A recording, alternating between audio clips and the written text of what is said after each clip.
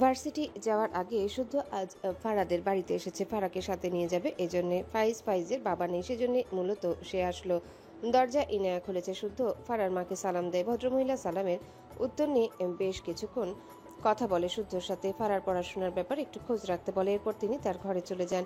ইনায়া বেশ কিছু নাস্তা সাজিয়ে দিয়েছে শুদ্ধর সামনে। শুদ্ধ চা খেয়েছে। এরপর ইনায়াকে ডেকে পাশে বসতে বলল। ইনায়া শুদ্ধর পাশে বসলে শুদ্ধ ভ্রু কুঁচকে বলে, এইবারের সব সার্ভেন্ট কোথায়? তোকে দিয়ে কাজ করায় কেন? ইনায়া অবাক হয়ে বলে, আরে কি বলছো? তুমি এসেছো তাই আমি সব এগিয়ে দিলাম। এসব মা ফারহা আপু শুনলে মন খারাপ করবে।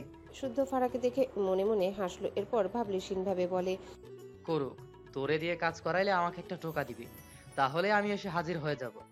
ফারা পাশ থেকে রেগে বলে, সবাই কি তোমার মতো যে বাড়ির বউকে দিয়ে কাজ করাবে? শুদ্ধ পাত্তা দিল না। ইনায়া ফারার পাশে গিয়ে বলে, আপু, শুদ্ধ ভাই মজা করে বলেছে, জানোই তো সে কেমন। ফারা মুখ ফুলিয়ে রাখলো। শুদ্ধ থমথমে মুখে ফারার দিকে চেয়ে উঠে দাঁড়ায়। এরপর শার্টের হাতা গুটিয়ে ইনায়ের উদ্দেশ্যে বলে, তোর ননদের ডোজ লাগবে মনে হচ্ছে, স্পেশাল ডোজ। ইনায়া মৃদু হেসে বলে, বিয়ের মিষ্টি খাওয়ালে না কেন শুদ্ধ ভাই? শুদ্ধ দ্রুত ইনায়ার দিকে তাকিয়ে বিস্ময় কণ্ঠে বলে, আস্তাক ফিরুল্লাহ, কে এসব কথা বলেছে? ফারা বলে উঠে। আমি। শুদ্ধ অসহায় মুখ করে বলে, হায় হায়, বউ হয়ে বরের সব ফাটিয়ে দিলে। তোমার হাত পা হাঁটুগিরা কবজি পিত্তথলি কিডনি কিচ্ছু কাঁপলো না? ফারা অদ্ভুত চোখে শুদ্ধর দিকে চেয়ে আছে। ইনায়া হাসছে। শুদ্ধ ইনায়ের দিকে তাকিয়ে বলে, তুই আমার মাও ছাও পাও সব। ফাইজকে বলিস না, ও ইরফানের ছোটখাটো ভার্সন, ঝামেলা করবে। ইনায়া মুখ টিপে হেসে বলে। আমি তো বলে দিয়েছি। শুদ্ধ ও মাথায় হাত দিয়ে বলে, কি? এটা বলে মুহূর্তেই স্বাভাবিক হয়ে পকেট থেকে ফোন বের করে বলে, ফাইজের রিসোর্টে সব মেয়ের ব্যবস্থা করছে, ওয়েট। মেয়েরা ভিকি। থেমে গিয়ে ফারার দিকে তাকায়। ফারা শুদ্ধর দিকে চেয়েছিল। শুদ্ধ দুষ্টু হেসে এক চোখ টিপ দেয়। ফারা থতমত খেয়ে চোখ সরিয়ে নেয়। শুদ্ধ ফোন কানে ধরে বলে, মাঝখানে ফাইজ আর চারপাশে ফাইজের মাসাজ করার জন্য কিউট কিউট মেয়েরা। আহা, এক্ষুনি পাঠাচ্ছি। ইনা চোখ বড় বড় করে বলে, আরে আমি বলিনি তো, তুমি এসব নষ্টামি করছো কেন? শুদ্ধ মেকি এর রাগ দেখিয়ে বলে, তোর সত্তা আমি বের করতে বেদ্যপ বড় ভাইয়ের পিছে লাগিস? আমার সাথে লাগতে তোর আরো 200 বার জন্মগ্রহণ করা লাগবে। কথাটা বলে শুদ্ধ ফারার হাত ধরে পাশে থেকে বেরিয়ে যায়। গাড়িতে উঠে শুদ্ধ ফারার দিকে চেয়ে বলে, কি হয়েছে পাখি, তুমি রেগে আছো কেন আমার উপর? আমাকে ইয়ে কিনে দেয়, তোমাকে ইয়ে কিনে দেয়নি বলে? ফারা ভ্রু কুচকে তাকায় শুদ্ধর দিকে। শুদ্ধর চোখে মুখে দুষ্টুমি। ফারা মন খারাপ করে বলে, আমাদের বিয়ের ডেট ঠিক করছো না কেন? শুদ্ধ কিছু বলতে গিয়েও থেমে যায়। তার ফোনে কল আসায় পকেট থেকে ফোন বের করে নাম্বারটা দেখে ফারার দিকে চেয়ে মৃদুস্বরে বলে, 2 সপ্তাহ ওয়েট করো, ইরফান থাকবে না, তাই এগোতে পারছি না, নয়তো লেট হতো না।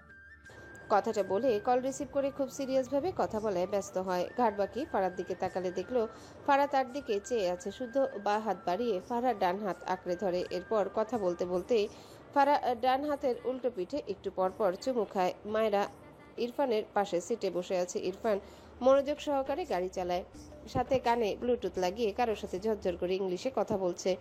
মায়েরা বুঝতে পারছে না ঠিক, কিন্তু একটু পরপরই ইরফানের দিকে তাকাচ্ছে। মূলত কাল রাতের কথা ভাবছে। ইরফানকে কেমন অন্যরকম লাগছে। কালকে রাতের ঘটনাটুকুই ভুলতে পারছে না। ইরফান কি তাকে উদ্দেশ্য করেই গিয়েছে? মায়েরাকে যখন ব্যালকনিতে সোজা করে দাঁড় করিয়েছিল তখন মায়েরা ইরফানকে জিজ্ঞাসা করেছিল। আপনি কি হেসেছেন? ইরফানের গম্ভীর স্বরে উত্তর ছিল নো। এরপর মায়েরা জিজ্ঞাসা করলো, আপনি গান গাইলেন কেন? ইরফানের সে একই উত্তর ছিল। মাই উইশ। ইরফান কথা বলার মাঝে একবার মায়েরার দিকে তাকালে দেখলো মায়েরা তার দিকে চেয়ে আছে। গাড়ি থামিয়ে গম্ভীর গলায় বলে, হোয়াট? মায়েরা জিভ দিয়ে ঠোঁট ভিজিয়ে বলে। আপনি আমায় পছন্দ করেন? ইরফান তীক্ষ্ণ চোখে মায়েরার পানে চেয়ে গম্ভীর গলায় বলে। নো। একটু থেমে বলে, you are that girl I never like and I never will. মায়েরা একটা কথাও বলল না। একা একাই বেশ কসরত করে গাড়ির দরজা খুলে বাইরে বেরোতে নিলে ইরফান মায়েরার হাত টেনে বলে। হোয়াট? মায়েরা চোখ নিচে নামিয়ে ছোট করে বলে। ক্লাস শুরু হয়ে যাবে। ইরফান কিছু বলল না। গাড়ির আধা খোলা দরজা খুলে দিতে সে নিজেই মায়েরার দিকে এগিয়ে আসে। মায়েরার সাথে ইরফান ঘেঁষে আছে। মায়েরা শক্ত হয়ে বসে থাকলো। ইরফান গাড়ির দরজা খুলে দিয়ে মায়েরার উদ্দেশ্যে বলে, ছুটির পরে ভেতরে থাকবে, বের হবে না, ওকে? মায়েরা হালকা মাথা নাড়িয়ে গাড়ি থেকে বেরিয়ে স্কুলে গেটের ভেতর যায়। ইরফান মায়েরাকে ভেতরে যেতে দেখে গাড়ি স্টার্ট দেয়। মায়েরা ক্লাসে গেল না, সরাসরি কমন রুমের দিকে পথ ধরে। আজ মিলা কলেজে আসবে না বলে দিয়েছে। মায়েরার আরো বেশি মন খারাপ হলো। মাথা নিচু করে চুপচাপ হেঁটে কমন রুমের এক কোনায় গিয়ে বসে। এক সাইডে রাখা বেঞ্চের কোনায় গিয়ে বসে মাথা গুজে রাখে দু হাতের উপর। ইরফানের বলা কথাটায় তার ভীষণ খারাপ লাগছে। ইরফানের কাল রাতের করা কাজগুলোয় আবার উপরের এই ইরফানের সাথে কেমন গুলিয়ে গেল। বিড়বিড় করে। নিশ্চয় শিশুওয়ালা। ভার্সিটি এসে পাড়া নুসরাতের সাথে টুকটাক কথা বলছিল। নুসরাত আফসোসে সুরে বলে, তুই অন্য কাউকে খুঁজে পাসনি? আমাদের স্যারকেই জামাই বানানো লাগলো।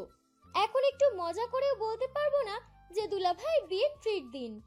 পাশ থেকে সাজিদ বিরক্তি কণ্ঠে বলে, তুই খাসনি জীবনে, এখন ওর জামাই থেকে তোর হাতানো লাগবে কেন?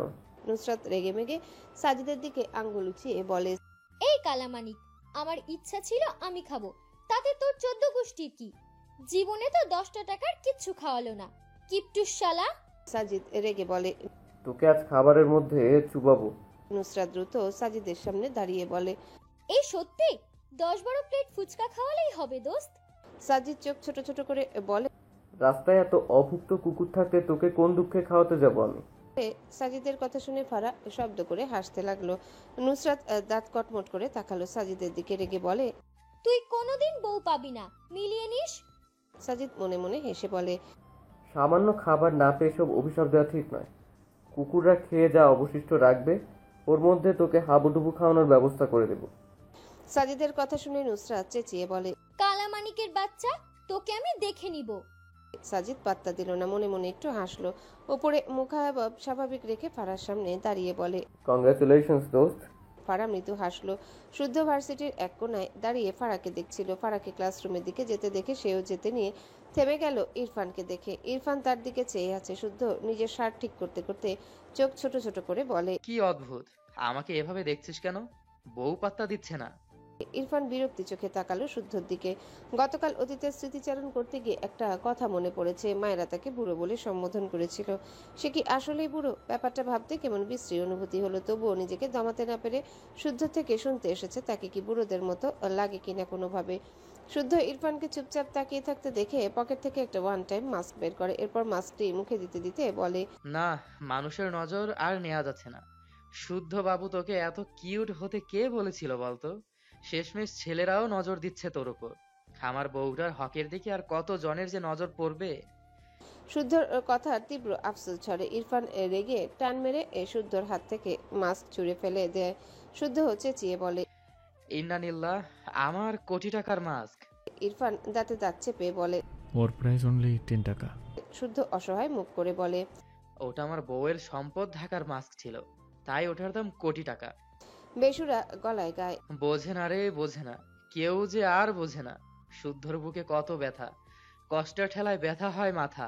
ইরফান রেগে শুদ্ধর কলার ধরে বলে। থাপ্পড় খেতে না চাইলে মুখ বন্ধ করো। শুদ্ধ মেকি হেসে বলে। Okay dear. ইরফান শুদ্ধকে ছেড়ে সোজা হয়ে প্যান্টের পকেটে দু হাত রাখে। এরপর বহু কষ্টে কয়েকটা শব্দ জিভ ঠেলে বের করে। আমাকে দেখতে বুড়োদের মতো লাগে? শুদ্ধ ইরফানের কথাটা শুনে অবাক হয়ে তাকায়, কিন্তু খুব দ্রুত নিজেকে সামলে হেসে বলে, ইয়া আল্লাহ, তুই এই সত্যি কথা কি করে জানলি দাদু? তোকে তো এক পারফেক্ট দাদু দাদু লাগছে। দাদু রে দাদু, হো দাদু, কি কিউট দাদু, ওগো বুড়ো দাদু।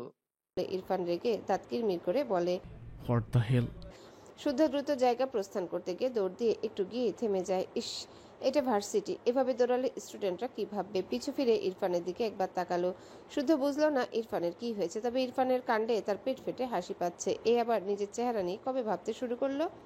ছোটবেলায় ইরফান প্রথম প্রথম যখন তাদের গ্রামের বাড়িতে বেড়াতে গিয়ে তার সাথে বের হতো, শুদ্ধকে যে কতজন জিজ্ঞাসা করতো ইরফান বিদেশি নাকি। এজন্যে শুদ্ধর উত্তর দিতে দিতে মুখে ফেনা উঠে যেত যে ইরফান তার রক্তের মামাতো ভাই। শুদ্ধর কাছে নর্মালি লাগে, ছোট থেকে একসাথে থাকছে। তবে মানুষের কথা শুনে ইরফানকে পরখ করত। গায়ের রংটা একটু বেশি ফর্সা, সাথে চোখের মনি বাদামি। শুদ্ধর তো ছেলে হয়েও ইরফানকে দারুণ লাগে, তাহলে মেয়েদের আরো কেমন লাগবে। আর এই গর্ধব নিজের চেহারা নিয়ে পড়েছে। শুদ্ধদের গ্রামের অনেক মেয়েরাই ইরফানের দিকে তাকিয়ে থাকলে ইরফান তার উপর রেগে যেত। কি জ্বালা, সে কি ওদের তাকাতে বলেছে? ইরফানের রাগের শিকার হতেও অবশ্য ভালোই লাগতো, এখনো লাগে। গ্রামের এক মেয়ের সাথে একবার লাইন লাগিয়ে দিতে প্রথম ধাপ অতিক্রম করেছিল, অমনি ইরফানের হাতে থাপ্পড় খেয়েছিল। ছোটবেলার কথা মনে করে শুদ্ধর মুখে প্রশান্তির হাসি ফুটে ওঠে। বেশ ভালো ছিল সেই দিনগুলো। কলেজ থেকে বাড়ি ফিরে মায়েরা গোসল করে বের হলো, এরপর নামাজ পড়ে নিল। ভীষণ গরম পড়েছে। ইরফান তাকে নামিয়ে দিয়ে অফিসে গিয়েছে। মায়েরার মনটা খারাপ। সকালে ইরফানের বলা ওই কথাটুকু সে মেনে নিতে পারছে না। ইরফান তাকে ধোঁয়াশার মাঝে রাখে। সে যখন ইরফানকে একটু একটু বুঝতে চায়, তখনই ইরফান তার চাওয়ার উপর একগাদা বিরক্তির কারণ ঢেলে দেয়। মেজাজ খারাপ লাগে মায়েরার। অসহ্য একটা লোক। এই লোক তাকে পছন্দ করবে না, সে ওই লোককে ভালোবাসবে না। কথাগুলো ভাবতে ভাবতে আয়নার সামনে দাঁড়িয়ে ভেজা চুলগুলো মুছলো। পরনে একটা প্লাজো, উপরে একটা গোল পাতলা জামা। মায়েরা জানে না এগুলোর নাম, তবে গরমে বেশ আরাম পাওয়া যায়। ইরফান হয়তো এনে দিয়েছিল, ঘরে এসি দেওয়া। মায়েরার গরম অনুভূত হলো না, তাই সে মনে মনে ভাবলো আজ সে শাড়ি পরবে। ইরফানের দাদির দেয়া শাড়ি নয়, ভালো শাড়ি, একদম মার্জিতভাবে সুন্দরভাবে। ভাবনা অনুযায়ী মায়েরা কাভার্ড খুলে শাড়ি হাতালো। বেশ অনেকগুলো শাড়ি পেয়েছে। মায়েরার কোনোটাই বাসায় পরার মতো লাগছে না। হঠাৎ মনে পড়লো তার শাশুড়ি বেশ কয়েকদিন আগে তাকে কয়েকটা সুতির শাড়ি দিয়েছিল। মায়েরা ওগুলো নিচের দিকে তাকে রেখেছিল, তার মনেই নেই। সেখান থেকে বেশ কয়েকটা শাড়ি বের করে, এর মাঝে থেকে একটা পার্পেল কালারের শাড়ি চুজ করলো মায়েরা। এরপর আয়নার সামনে দাঁড়িয়ে সময় নিয়ে শাড়িটা গায়ে জড়ালো। একদম পারফেক্ট লাগছে।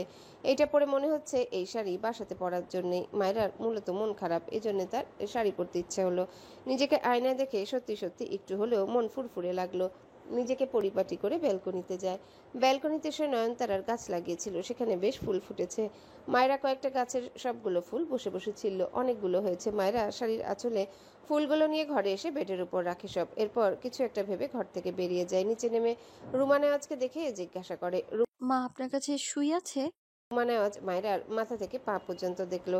শাড়ি পরে মেয়েটাকে বেশ ভালো লাগছে, সাথে আগের চেয়ে কিছুটা বড় বড় লাগছে। ইরফান মায়েরাকে ছোট ছোট বলে মানতো না, এখন তার ছেলেটা অনেকটাই মেনে নিয়েছে ভেবে স্বস্তির নিঃশ্বাস ফেলে। তবে তার মনে হয় ইরফান এইভাবে মায়েরাকে দেখলে এখনো যেটুকু মানতে নারাজ সেটুকুর ঘাটতিও পূরণ হবে। অতঃপর মায়েরার উদ্দেশ্যে বলে, তোমাকে আরও কয়েকটা এরকম শাড়ি আনিয়ে দিব। এখন থেকে শাড়ি পরবে, বুঝেছো? মায়েরা বাঁকা চোখে তাকায় তার শাশুড়ির দিকে। সে চাইলো শুই, আর ইনি তাকে বলছে শাড়ির কথা। রুমা নেওয়াজ কিছু না বলে তার ঘরের দিকে চলে গেলেন। মায়েরা বিরক্ত চোখে তাকিয়ে রইল। তার কাছে ইরফান আর তার শাশুড়িকে এক গোয়ালের গরু লাগে।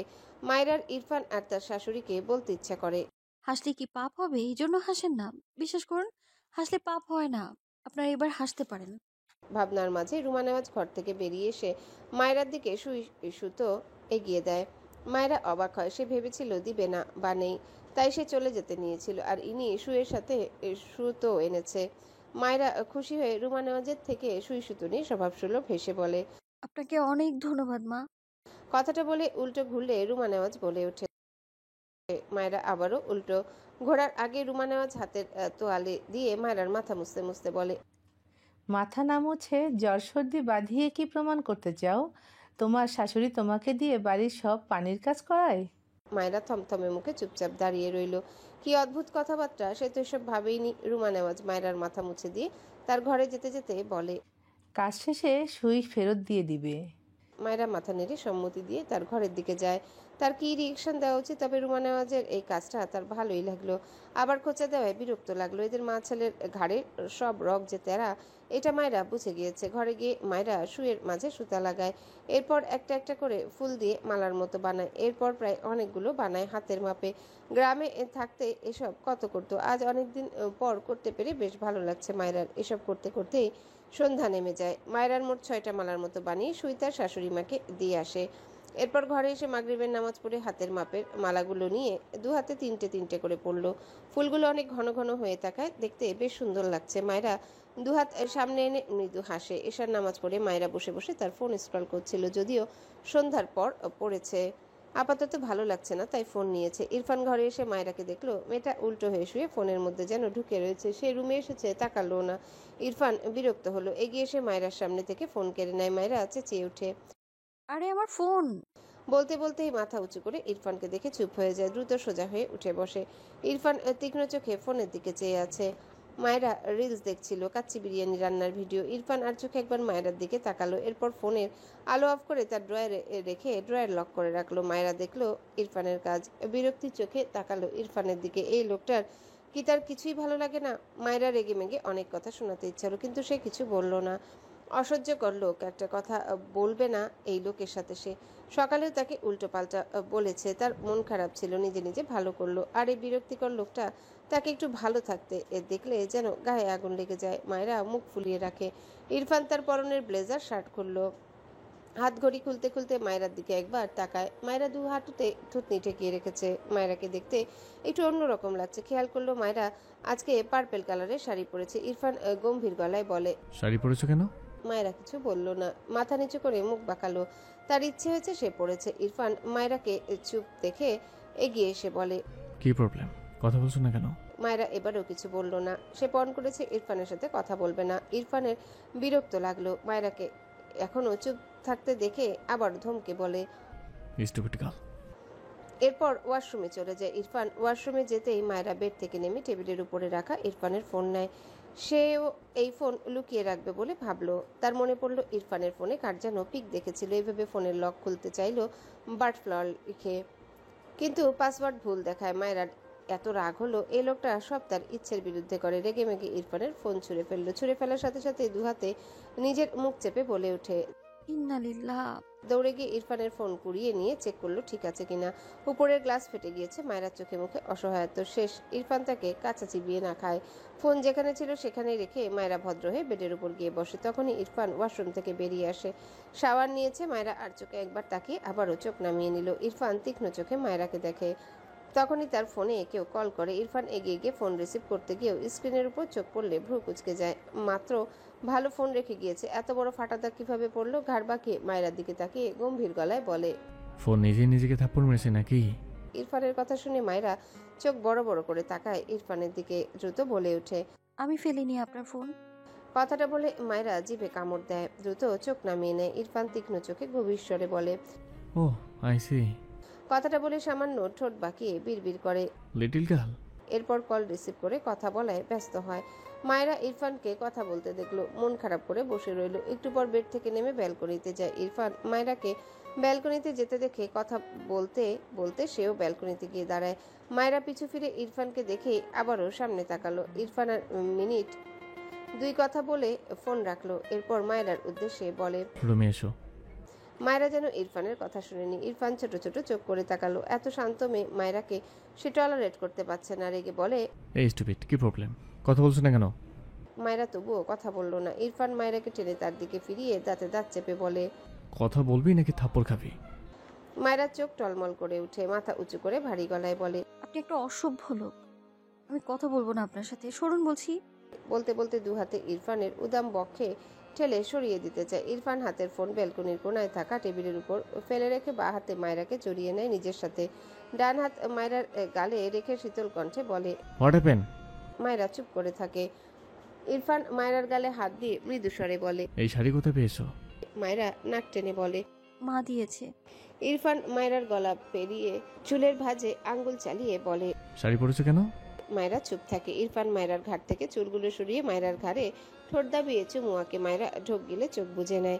ইরফান ধীরে ধীরে মায়েরাকে তার দিকে টেনে নেয়। এলোমেলো হয় খানিক। মায়েরা ইরফানের দিকে হেলে যায় না চাইতেও। ইরফান সূক্ষ্ম হাসলো, বিড়বিড় করে। মাই বাট ফ্লোর। মায়েরা তার শাড়ি খামচে কাপা কণ্ঠে বলে, কি করছেন?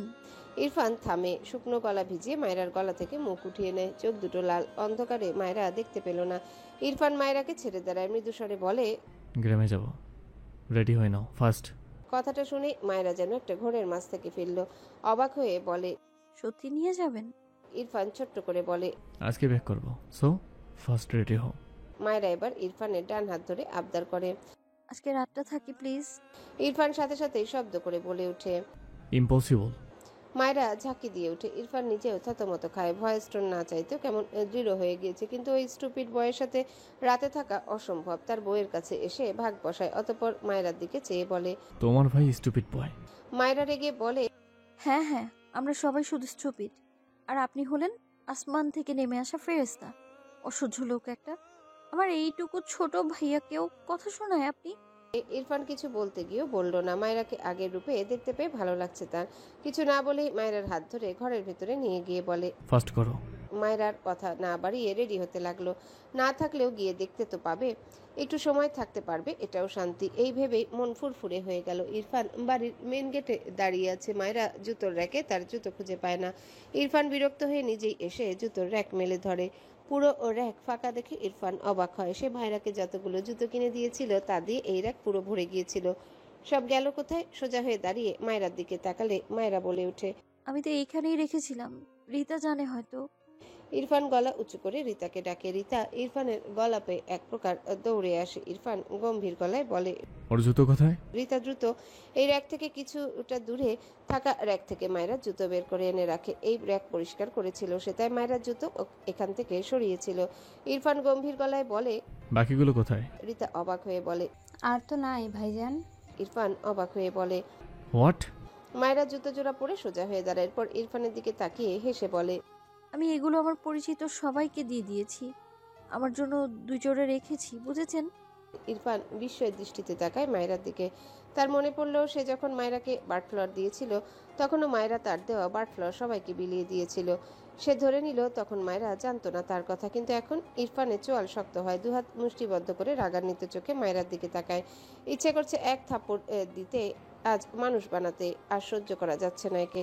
মায়রা ইরফানকে দেখে একটু ভয় পায়, মনে হচ্ছে অনেক রেগে গিয়েছে। মায়রা জিভ দিয়ে ঠোঁট ভিজিয়ে কিছু বলতে চায়, তার আগে ইরফান মায়রার মুখ ডান হাতে শক্ত করে চেপে রাগান্বিত স্বরে বলে, কি বললি? আরেকবার বল। মায়রা মুখে ব্যথা পায়। ইরফানের আচরণেও অবাক হয়। আজ অনেকদিন পর যেন আগের ইরফানকে দেখতে পেল। ইরফান চিৎকার করে বলে, স্টুপিড গার্ল, কাকে দিয়েছো এসব? Speak up. মায়রা ভীত চোখে ইরফানের দিকে চেয়ে আছে। ইরফান আবারও রেগে বলে, কেন দিয়েছিস এগুলো? বল। আমার কোনো জিনিসের ভ্যালু নেই কেন তোর কাছে? বল। মায়রা ঢোক গিলে আবারও কাপা কাপা কণ্ঠে বলতে চায় কিছু, তার আগে গালে শক্ত থাপ্পড় পড়ে। মায়রা হুমড়ি খেয়ে পড়ে। ডান দিকে হেলে গিয়ে জুতোর র্যাকের সাথে কপাল গিয়ে ঠেকে। রিতা দৌড়ে এসে ধরার আগে ইরফান টেনে মায়রাকে তুলে বাঁ হাতে মায়রার গাল শক্ত করে ধরে দাঁতে দাঁত চেপে বলে, এত দয়া শরীর তোর? কোথায় পেয়েছিস এত দয়া? পুরো পৃথিবীর জন্য এত মায়া, এত দয়া, সব ছোটা ভস তোর।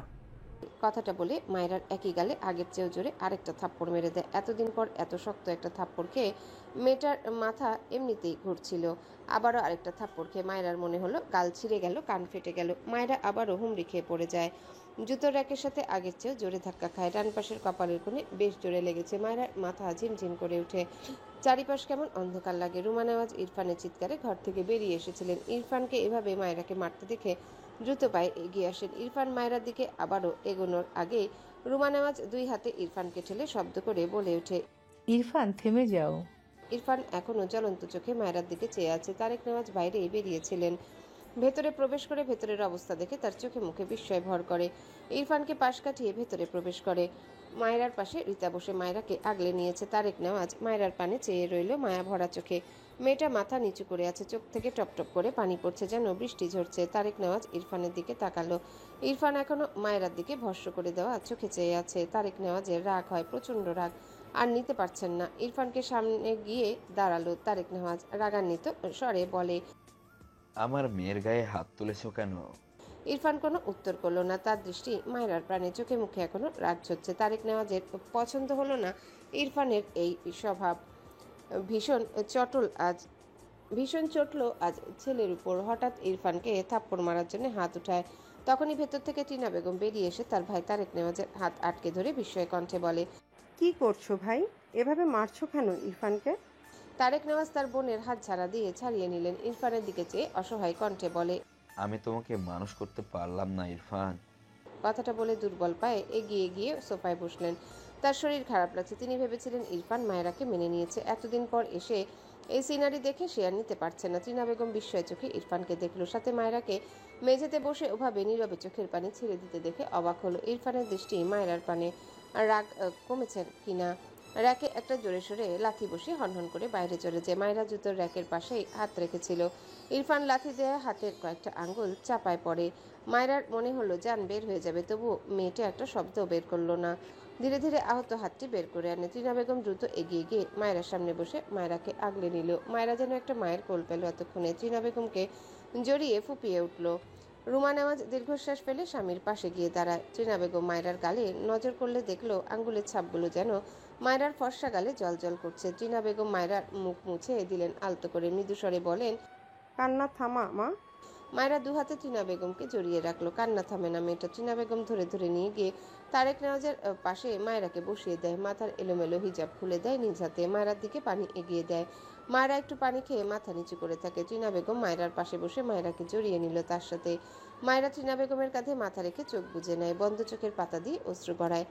তারেক নেওয়াজ অসহায় চোখে মায়রার মলিন মুখটার দিকে চেয়ে রইল। হাত বাড়িয়ে মায়রার মাথায় হাত বুলিয়ে তুই সম্বোধন করে বলে, আমায় ক্ষমা করিস মা। আমার ছেলের সাথে বিয়ে দিয়ে আমি তোর নিজের বাবা হতে চেয়েছিলাম, কিন্তু তা তো হতেই পারলাম না। উল্টো আমার ছেলেকে দিয়ে তোর উপর নির্যাতন বাড়িয়ে দিয়েছি। কথাটা বলে তারেক নেওয়াজ এক দীর্ঘশ্বাস ফেলে তার ঘরের দিকে চলে যায়। রুমা নেওয়াজ মায়রার জন্য ভাত বেড়ে টিনা বেগমের কাছে গিয়ে বলে, ওকে খাইয়ে দিও। টিনা বেগম মাথা নেড়ে বলে, আচ্ছা ভাবি। রুমা নেওয়াজ তার স্বামীর পিছু গেলেন। তিনি বুঝেছেন তারেক নেওয়াজ আজকের ঘটনাটা নিয়ে বেশ কষ্ট পেয়েছেন। ইরফানের উপর তার নিজেরও কেন যেন অনেকটা রাগ হলো। এই বাচ্চা মেয়েটাকে এভাবে মারে তার ছেলেটা, কিন্তু তিনি কি করবেন? ইরফান কি কখনো শুধরাবে না? আজকেই ভেবেছিল ইরফান মায়রাকে মেনে নিয়েছে, অথচ আবারও সে আগের সিন। রুমা নেওয়াজের ভেতর থেকে একটা হতাশার শ্বাস বেরিয়ে আসে। টিনা বেগম হাত ধুয়ে এসে ভাত মাখিয়ে মায়রার সামনে ধরলে মায়রা মুখ ফিরিয়ে ভাঙা গলায় বলে, খাবো না আম্মাজান, আমি ঘুমোবো। টিনা বেগম মায়রার মাথায় বা হাত রেখে বলে, বাচ্চামি করিস না মা, খেয়ে ঘুমাবি। রাতে না খেয়ে থাকলে সকালে শরীর তুলতে পারবি না। মায়রা মলিন গলায় বলে, এসবের আমার অভ্যেস আছে আম্মাজান, কিছু হয় না। টিনা বেগম মায়া ভরা চোখে মায়রার দিকে তাকিয়ে রইল। মেয়েটা কত ভারী কথা বলে দেয়। টিনা বেগম বুঝলেন মায়রা প্রায় রাতে না খেয়ে ঘুমাতো। তিনি জোর করেই মায়রাকে কয়েকবার খাইয়ে দেন। এরপর মায়রাকে তার ঘরে নিয়ে যায়। মায়রা আজ কিচ্ছু বলল না, গায়ের বোরখা খুলে রেখে চুপ করে বেডের এক কোনায় গিয়ে শুয়ে পড়ে। টিনা বেগম মায়রাকে দেখলেন। ইরফান কেন এভাবে মারে মেয়েটাকে? মায়রার অনেক কাজ বিরক্তকর হতে পারে, সে নিজেও মায়রার কিছু কাজে বিরক্ত হয়, কিন্তু এই ফুলের মতো মেয়েটাকে দেখলে কি যে মায়া হয়। তাকে কিভাবে ইরফান মারে? ভদ্রমহিলার সত্যিই নিজেকে অসহায় লাগলো। আসলে ইরফানের জন্য মায়রা নয়, তার ভাইজান কাজটা ভালো করেনি। ইরফান মায়রার মতো মেয়েকে নিতে পারে না। ইরফানের জন্য শান্তশিষ্ট বুঝদার মেয়ে প্রয়োজন ছিল, মায়রা যার উল্টো। আর মায়রার জন্য এরকম একজনের দরকার ছিল যে মায়রা চঞ্চলতা, বোকামি, বাচ্চামি এসব সহ্য করতে পারবে। মেয়েটার গল্প সে তার ভাইয়ের কাছে শুনেছে। তার মায়রার জন্য কান্না আসে কেন যেন। মেয়েটা ভালো থাকাটা বোধহয় ভাগ্যে লেখা নেই। মায়রার হঠাৎই ঘুম ভেঙে যায়। পাশে ফিরে দেখলো টিনা বেগম ঘুমিয়েছে। মায়রা ধীরে ধীরে শোয়া থেকে উঠে বসে। মাথার কাছে একটা ছোট ঘড়ি দেখলো মায়রা, 11টা বাজে। মায়রা চুপ করে বেশ অনেকক্ষণ বসে থাকলো। এতদিন পর ইরফানের হাতে শক্ত মার খেয়ে মেয়েটার মন বিষিয়ে উঠল। চোখের কোণ ঘেঁষে পানি গড়িয়ে পড়ে। চোখ মুছে বেড থেকে নেমে দাঁড়ায়, ব্যালকনির দিকে এগিয়ে যায়। ব্যালকনিতে গিয়ে বেশ কিছুক্ষণ একা একা দাঁড়িয়ে থাকে মায়রা, বিষণ্ণ মনে, কিছুটা নীরব, কিছুটা ব্যস্ত শহর দেখে। রং বেরঙের লাইট রাতের অন্ধকারময় চারিপাশটাকে আলোকিত করে রেখেছে। থেকে থেকে গাড়ি, বাইক, ট্রাক সব নিজ নিজ গন্তব্যে ছুটছে। মায়রা নীরব চোখে চেয়ে দেখে। একসময় মাথা তুলে খোলা আসমানের দিকে তাকায়। আজ জ্যোৎস্না নেই, তবুও মায়রার আকাশ ভালো লাগলো। ইরফানের দেওয়া থাপ্পড়গুলোর কথা মনে পড়লো। সেই প্রথম দিকে থাপ্পড় খেয়ে মায়রার শুধু তার না দেখা মায়ের কথাই মনে পড়তো। নিজের জন্য তেমন কষ্ট হতো না, সে তো ইরফানকে ভালোবাসতো না। কিন্তু আজ দুটো থাপ্পড় খেয়ে মায়রার ভীষণ কষ্ট হলো, গালে তীব্র ব্যথা। তবে মায়রাকে সেই শরীরের ব্যথা কাবু করতে পারলো না। ইরফানের দেওয়া থাপ্পড় দুটো তার মনে লেগেছে। সে কি অনেক বড় অপরাধ করেছে যে ঠিকমতো খেতেই পারতো না? সে অত জুতানি কি করবে? তার শিশলা সত্যি খুব নিষ্ঠুর। সে যতটা ভাবে তার চেয়েও ভীষণ নিষ্ঠুর। লোকটা তাকে মেরেই বোধহয় শান্তি পায়। চোখ থেকে না চাইতেও দুঃখ ভরা অশ্রু গড়িয়ে পড়ে। মনে মনে সেই না দেখা মাকে কল্পনা করলো, যেই মা তাকে এত এত কষ্ট করে 10 মাস পেটে বয়ে বেরিয়েছে। সে শ্যামলা রঙের ছিল। মায়রার ভীষণ ভালো লাগে শ্যামলা মেয়েদের, এই যেমন মিলা মেয়েটা। মায়রা মিলাকে ভেবে কল্পনায় তার মাকে সাজায়। মায়রা তাকে নাম দিয়েছে একটা, বিড়বিড় করে আওড়ালো, শ্যামা মা। মনে প্রশ্ন জাগে, তার শ্যামা মা থাকলে সে কি তার মায়ের বুকে ঘুমাতে পারত? কেউ বাধা দিলেও সে ঘুমাতো জোর করে। যে যা ইচ্ছা বলুক সে শুনতো না। কেউ কিছু বললে বলতো এটা তার গর্ভধারিণী মা। কিন্তু এখন তো পালিত মাকে চেনে, রক্তের সম্পর্ক নেই। সে সেই মায়ের বুকে না যেতেই তাকে কত কটু কথা শুনতে হয়। মায়েরার আর সাহস হয় না পা বাড়ানোর। অন্ধকার আকাশপানে চেয়ে থাকা দুটি চোখ থেকে অশ্রু গড়িয়ে গাল বেয়ে পড়ে। তার শীষওয়ালা আর না দেখা অদৃশ্য শ্যামামাকে যেন ঝাপসা দেখলো, যারা ভীষণ নিষ্ঠুর। একজন তাকে রেখেই চলে গেল, আরেকজন শুধু মারাচ্ছুত খুঁজে বেড়ায়। ব্যালকনি থেকে ভেতরে এসে ঘর থেকে বেরিয়ে আসে মায়েরা। ঘর থেকে বেরোলে ইরফানের দাদিকে দেখে ডাইনিংয়ে বসে পানি খেতে। ইরফানের দাদি মায়েরাকে দেখে কাছে ডাকলো। মায়েরা মাথা নিচু এগিয়ে গিয়ে দাদিমার পাশে দাঁড়ায়। ইরফানের দাদি মায়েরাকে তার পাশে চেয়ারে বসিয়ে মায়েরার গালে হাত দিল। সে সন্ধ্যার পরপর ওষুধ খেয়ে ঘুমিয়েছিল বলে তখন কোনো কিছু জানেনি। পরবর্তীতে তৃণা বেগম তাকে সব বলেছে। মায়েরার জন্য তার মায়া হলো। মৃদুস্বরে বলে, ঠিক হয়ে যাবে দিদি ভাই। মায়েরা মায়া মায়া চোখে তাকালো ইরফানের দাদির দিকে। তার নিজের দাদির কথা মনে পড়লো। এই নামে তাকে তার দাদি ডাকতো। তার দাদি গ্রামের হলেও গায়ের রং ছিল ফর্সা। দাদি বেঁচে থাকতে মায়েরা মাঝে মাঝে দাদির কাছে গিয়ে ঘুমাতো। তার দাদি নিজেই অন্যের বাড়িতে থাকতো, তাই তাকে সবসময় নিতে পারতো না, কিন্তু মাঝে মাঝে তাকে বুকে নিয়ে ঘুমাতো। একদিন সেই বুকটাও হারিয়ে গেল মায়েরার জীবন থেকে। সবাই তাকে একা ফেলে চলে গেল। মায়েরা ইরফানের দাদির দিকে চেয়ে আবদার করে, দাদিমা, আজ আপনার সাথে আমায় ঘুমোতে দিবেন? ইরফানের দাদি মৃদু হেসে বলে, অবশ্যই দিদি ভাই। মায়েরার মুখেও ছোট্ট একটা প্রাপ্তির হাসি ফুটে ওঠে। রাত বাজে একটা। ইরফান বাড়ি ফিরেছে। ঘরের লাইট জ্বালানো। বেডের উপর নজর করলে দেখলো বেড ফাঁকা। ইরফান ঢোক গিলল। দ্রুত পায়ে ব্যালকনিতে গিয়ে চেক করলো মায়েরা আছে কি না নেই। ওয়াশরুমে ঢুকলো কিন্তু পায় না। ইরফান ফোঁস করে শ্বাস ফেলে। ঘর থেকে বেরিয়ে দ্রুত পায়ে সিঁড়ি বেয়ে নামতে থাকে। তার ফুপু দাদি দুজনাই আছে। তাদের কারো কাছে মায়েরা আছে বলে মনে হয় ইরফানের। ইরফান আগে তার ফুপুর ঘর চেক করলো। মায়েরাকে না পেয়ে সরাসরি তার গ্র্যান্ড মায়ের ঘরে যায়। দরজা ঠেলে ভেতরে প্রবেশ করলো। ডিম লাইটের আলোয় মায়েরার মুখটা সর্বপ্রথম তার চোখে পড়লো। তার গ্র্যান্ডমাকে জড়িয়ে ধরে ঘুমিয়ে আছে। ইরফান ধীর পায়ে এগিয়ে গিয়ে মায়েরার পাশে দাঁড়ায়। মায়েরার মুখ পানে চেয়ে থাকে, চোখে মুখে অসহায়ত্ব। আজ কতদিন পর রাগটাকে সামলে নিতে না পেরে আবারও তার বার্ড ফ্লাওয়ারকে আঘাত করলো। ইরফানের গলা শুকিয়ে আসে। সামান্য নিচু হয়ে মায়েরাকে তার গ্র্যান্ডমার থেকে ছাড়িয়ে নেয়। মায়েরাকে কোলে নিতে গেলে ইরফানের দাদি মায়েরাকে নিজের সাথে শক্ত করে ধরে বলে, কেন এসেছো এখানে? ইরফান ভ্রু কুঁচকে গম্ভীর গলায় বলে, ওকে দাও। ইরফানের দাদি মায়েরার মাথায় হাত বুলিয়ে রেগে বলল, ওকে ভুলে যাও, ওকে আর পাবে না তুমি। আমি তোমাদের মাঝে সব ঠিক করতে আসলাম। দেখে যা একটু ঠিক ঠিক লাগলো, সব শেষ এখন। ওকে আমি আমার সাথে কানাডা নিয়ে গিয়ে কানাডিয়ান এক ছেলের সাথে। ইরফান তার গ্র্যান্ডমার কথা বলার মাঝে শক্ত গলায় শব্দ করে বলে ওঠে। গ্র্যান্ডমা? এত শব্দ করে কথা বলায় মায়েরা ঘুমের মধ্যেই নড়চড় করে উঠে। ইরফানের দাদি চোখ বুঝলেন। তিনি রেগে আছেন ইরফানের উপর। এই মেয়েটাকে মেরে গালটার কি অবস্থা করে দিয়েছে। চোখ বুজে রেখেই বলে, ইরফান দাদু ভাই, তুমি এখান থেকে যাও। তুমি কি দেখছো ওর গালের অবস্থা? তোমার মাঝে দয়া মায়া নেই? ও আমার সাথেই থাকুক, তুমি যাও। ইরফান মায়েরার দিকে তাকালো। চিপ দিয়ে ঠোঁট ভিজিয়ে মাথা নিচু করে মায়েরার গালে দুটো চুমু খায়। ইরফানের দাদি চোখ ছোট ছোট করে বলে, আমাকে তোমার চোখে পড়ছে না? ইরফান গম্ভীর গলায় বলে, ওকে দিচ্ছি না তো কি করব? ওকে এখানেই আদর করছি, তুই চাইলে দেখ। ইরফানের দাদি চোখ মুখ কুচকে তাকিয়ে বলে, তুমি যাবে এখান থেকে? ইরফান বিরক্তি কণ্ঠে বলে, আমার পাটফ্লোরকে আমাকে দাও, আমি কিন্তু নিজে নিতে পারবো। তুমি ব্যথা পাবে বলে চেয়ে নিচ্ছি। ইরফানের দাদি আবারও চোখ বুজে বলে, তুমি যাও এখান থেকে। আজ কিছুতেই আমার দিদি ভাইকে তুমি পাবে না। ইরফান মায়েরাকে টেনে ধরে বলে, গ্র্যান্ডমা ওকে ছাড়ো। ইরফানের দাদি মায়েরাকে ছাড়ে না। রেগে বলে, ইরফান, আমি কিন্তু তোমাকে মারবো, ওকে ছাড়ো। ইরফান অসহায় কণ্ঠে বলে, গ্র্যান্ডমা তুমি ওকে ছাড়ো প্লিজ। ইরফানের দাদি এবার কিছুটা দমলো মনে হয়। ইরফানকে একটু অন্যরকম লাগছে। মায়েরাকে ছেড়ে দেওয়ার সাথে সাথে ইরফান মায়েরাকে কোলে তুলে নেয়। এক সেকেন্ডও সময় নষ্ট না করে বড় বড় পা ফেলে ঘর থেকে বেরিয়ে যায়। ইরফানের দাদি অবাক হয় ইরফানের কাণ্ডে। এই এমন দুপদাপ মেরে দেয়, আবার এই মেয়ে ছাড়াও চলে না। একে কিভাবে সিধে করা যায়। ইরফান মায়েরাকে তার বেডে শুইয়ে দিল। এরপর বাইরে গিয়ে ফ্রিজ থেকে বরফ নিয়ে আসে। মায়েরার পাশে বসে দু হাতে খুব মনোযোগ দিয়ে মায়েরার গালে বরফ দেয় আলতো করে। মায়েরার চোখে মুখে বিরক্তি, গালে ঠান্ডা অনুভূতি হওয়ায় মেয়েটা চরম বিরক্তিতে এপাশ থেকে ওপাশ ফিরে শুয়ে পড়ে। ইরফান মায়েরার দিকে হেলে গিয়ে মায়েরাকে তার দিকে ফেরায়। মুখ নামিয়ে মায়েরার ভেজা গালে চুমু আঁকে। হাতের অর্ধেক বরফ ছুঁড়ে ফেলে হাত থেকে। এরপর আবারও আহত গালে বেশ কয়েকটা চুমু আঁকে। এরপর ইরফান বেড থেকে নেমে গিয়ে ওয়াশরুমে গিয়ে শাওয়ার নিয়ে বেরিয়ে আসে। ঘড়িতে একবার সময় দেখে 1:25 এগিয়ে গিয়ে তার লাগেজ গোছায়। বেশ সময় নিয়ে তার কাজ শেষ করে। এরপর সে নিজে ফর্মাল শার্ট প্যান্ট পরে নেয়। সাদা শার্ট, উপরে কালো কোট, কালো প্যান্ট। এরপর হাত ঘড়ি পরে নিয়ে মায়েরার পাশে এসে দাঁড়ায়। হাত বাড়িয়ে মায়েরার গালে হাত রেখে মৃদু স্বরে বলে, সরি বাটফ্লোর। কথাটা বলে মায়েরার কপালে একটা চুমু আঁকে, তারপর লাগেজ নিয়ে গটগট পায়ে ঘর থেকে বেরিয়ে যায়। রুমা নেওয়াজ তার স্বামীর জন্য জেগে বসে আছেন। তারেক নেওয়াজ ঘুমোতে পারছেন না, কেমন ছটফট করেছেন। রুমা নেওয়াজ পানি আনার জন্য দরজা খুলে দাঁড়ালে ইরফানকে দেখে অবাক হয়, বেশি অবাক হয় ইরফানকে ফিটফাট হয়ে রেডি হয়ে দেখে। বিস্ময় কণ্ঠে জিজ্ঞাসা করে, এত রাতে কোথায় যাচ্ছ তুমি? ইরফান মৃদু স্বরে বলে, কানাডা। আর আম্মু? রুমা নেওয়াজ অবাক হয়ে বলেন, কি বলছো এসব? বিদেশ যাবে কেন?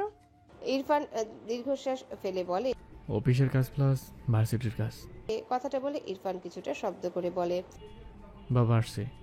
ভেতর থেকে তারেক নেওয়াজ গম্ভীর গলায় বলে, খবরদার আমাকে বাবা বলে ডাকবে না।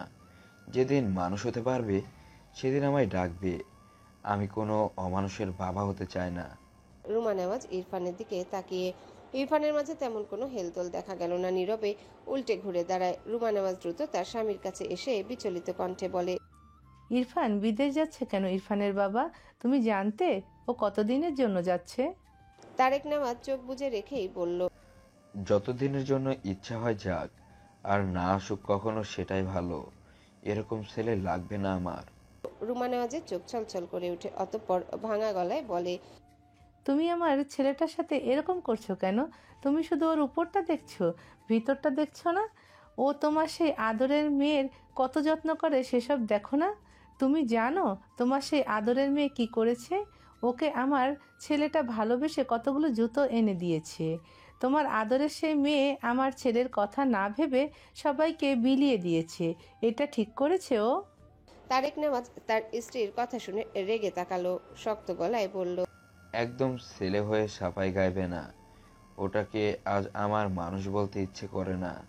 ওই ফুলের মতো মেয়েটাকে মারতে তোমার ছেলের বুক তো দূরে, সামান্য হাতটাও কাঁপে না। ও কত বড় অপরাধ করেছে। মানলাম তোমাদের মা ছেলের কথা ঠিক, সে অনেক বড় অপরাধ করেছে, কিন্তু ও তো বাচ্চা মেয়ে, আরো হাজারটা অপরাধ করবে। তাই বলে ওকে মারতে হবে?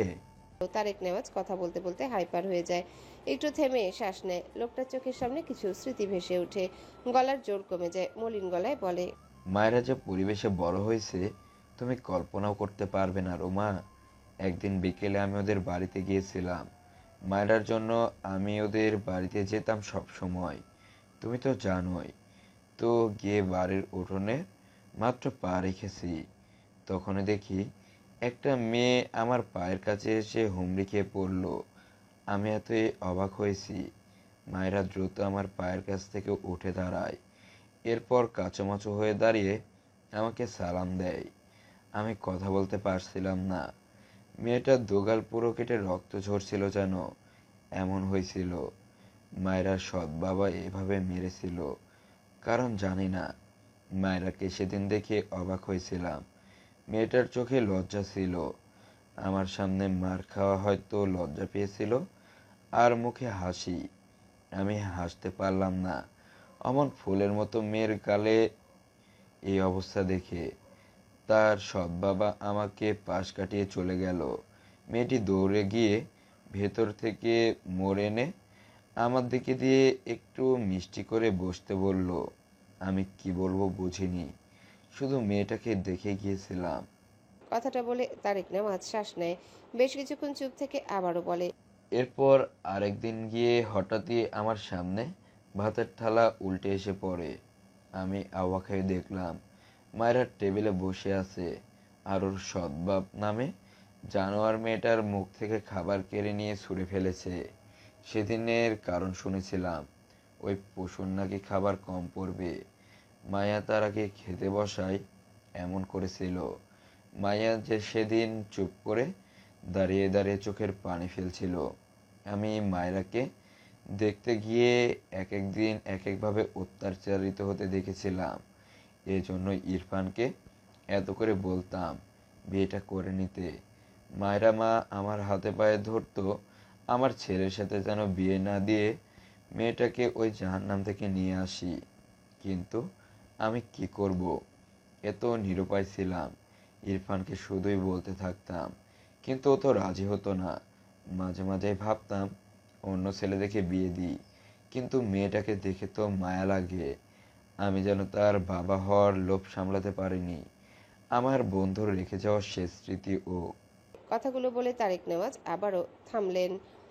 গলা জড়িয়ে আসে, আবারও বলে, ইরফানকে শেষমেশ রাজি তো করাতে পেরেছি, কিন্তু কখনো বুঝিনি মেয়েটাকে এখানে এসেও এভাবে মার খেতে হবে। যদি জানতাম তবে সত্যি মায়েরাকে আমার মেয়ে করে আনার দুঃসাহস দেখাতাম না। কথাগুলো বলে তারেক নেওয়াজ দীর্ঘশ্বাস ফেললেন, যেখানে হাজারো আক্ষেপ জমানো। এরপর আবারও বলে, একদিন মায়েরার সাথে রাস্তায় দেখা হয়। মেয়েটি খালি পায়ে মাথা নিচু করে একা একা হাঁটছিল। আমি ডাকলে আমাকে সালাম দেয়।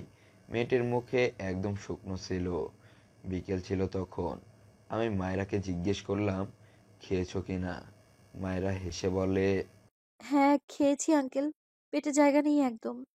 তুমি জানো, সেদিন ওকে যে দেখবে সেই বলবে মেয়েটি সারাদিন না খেয়ে আছে, অথচ মুখে কি নিরুদ্দেশ হাসি ফুটিয়ে মিথ্যে বলে দিল।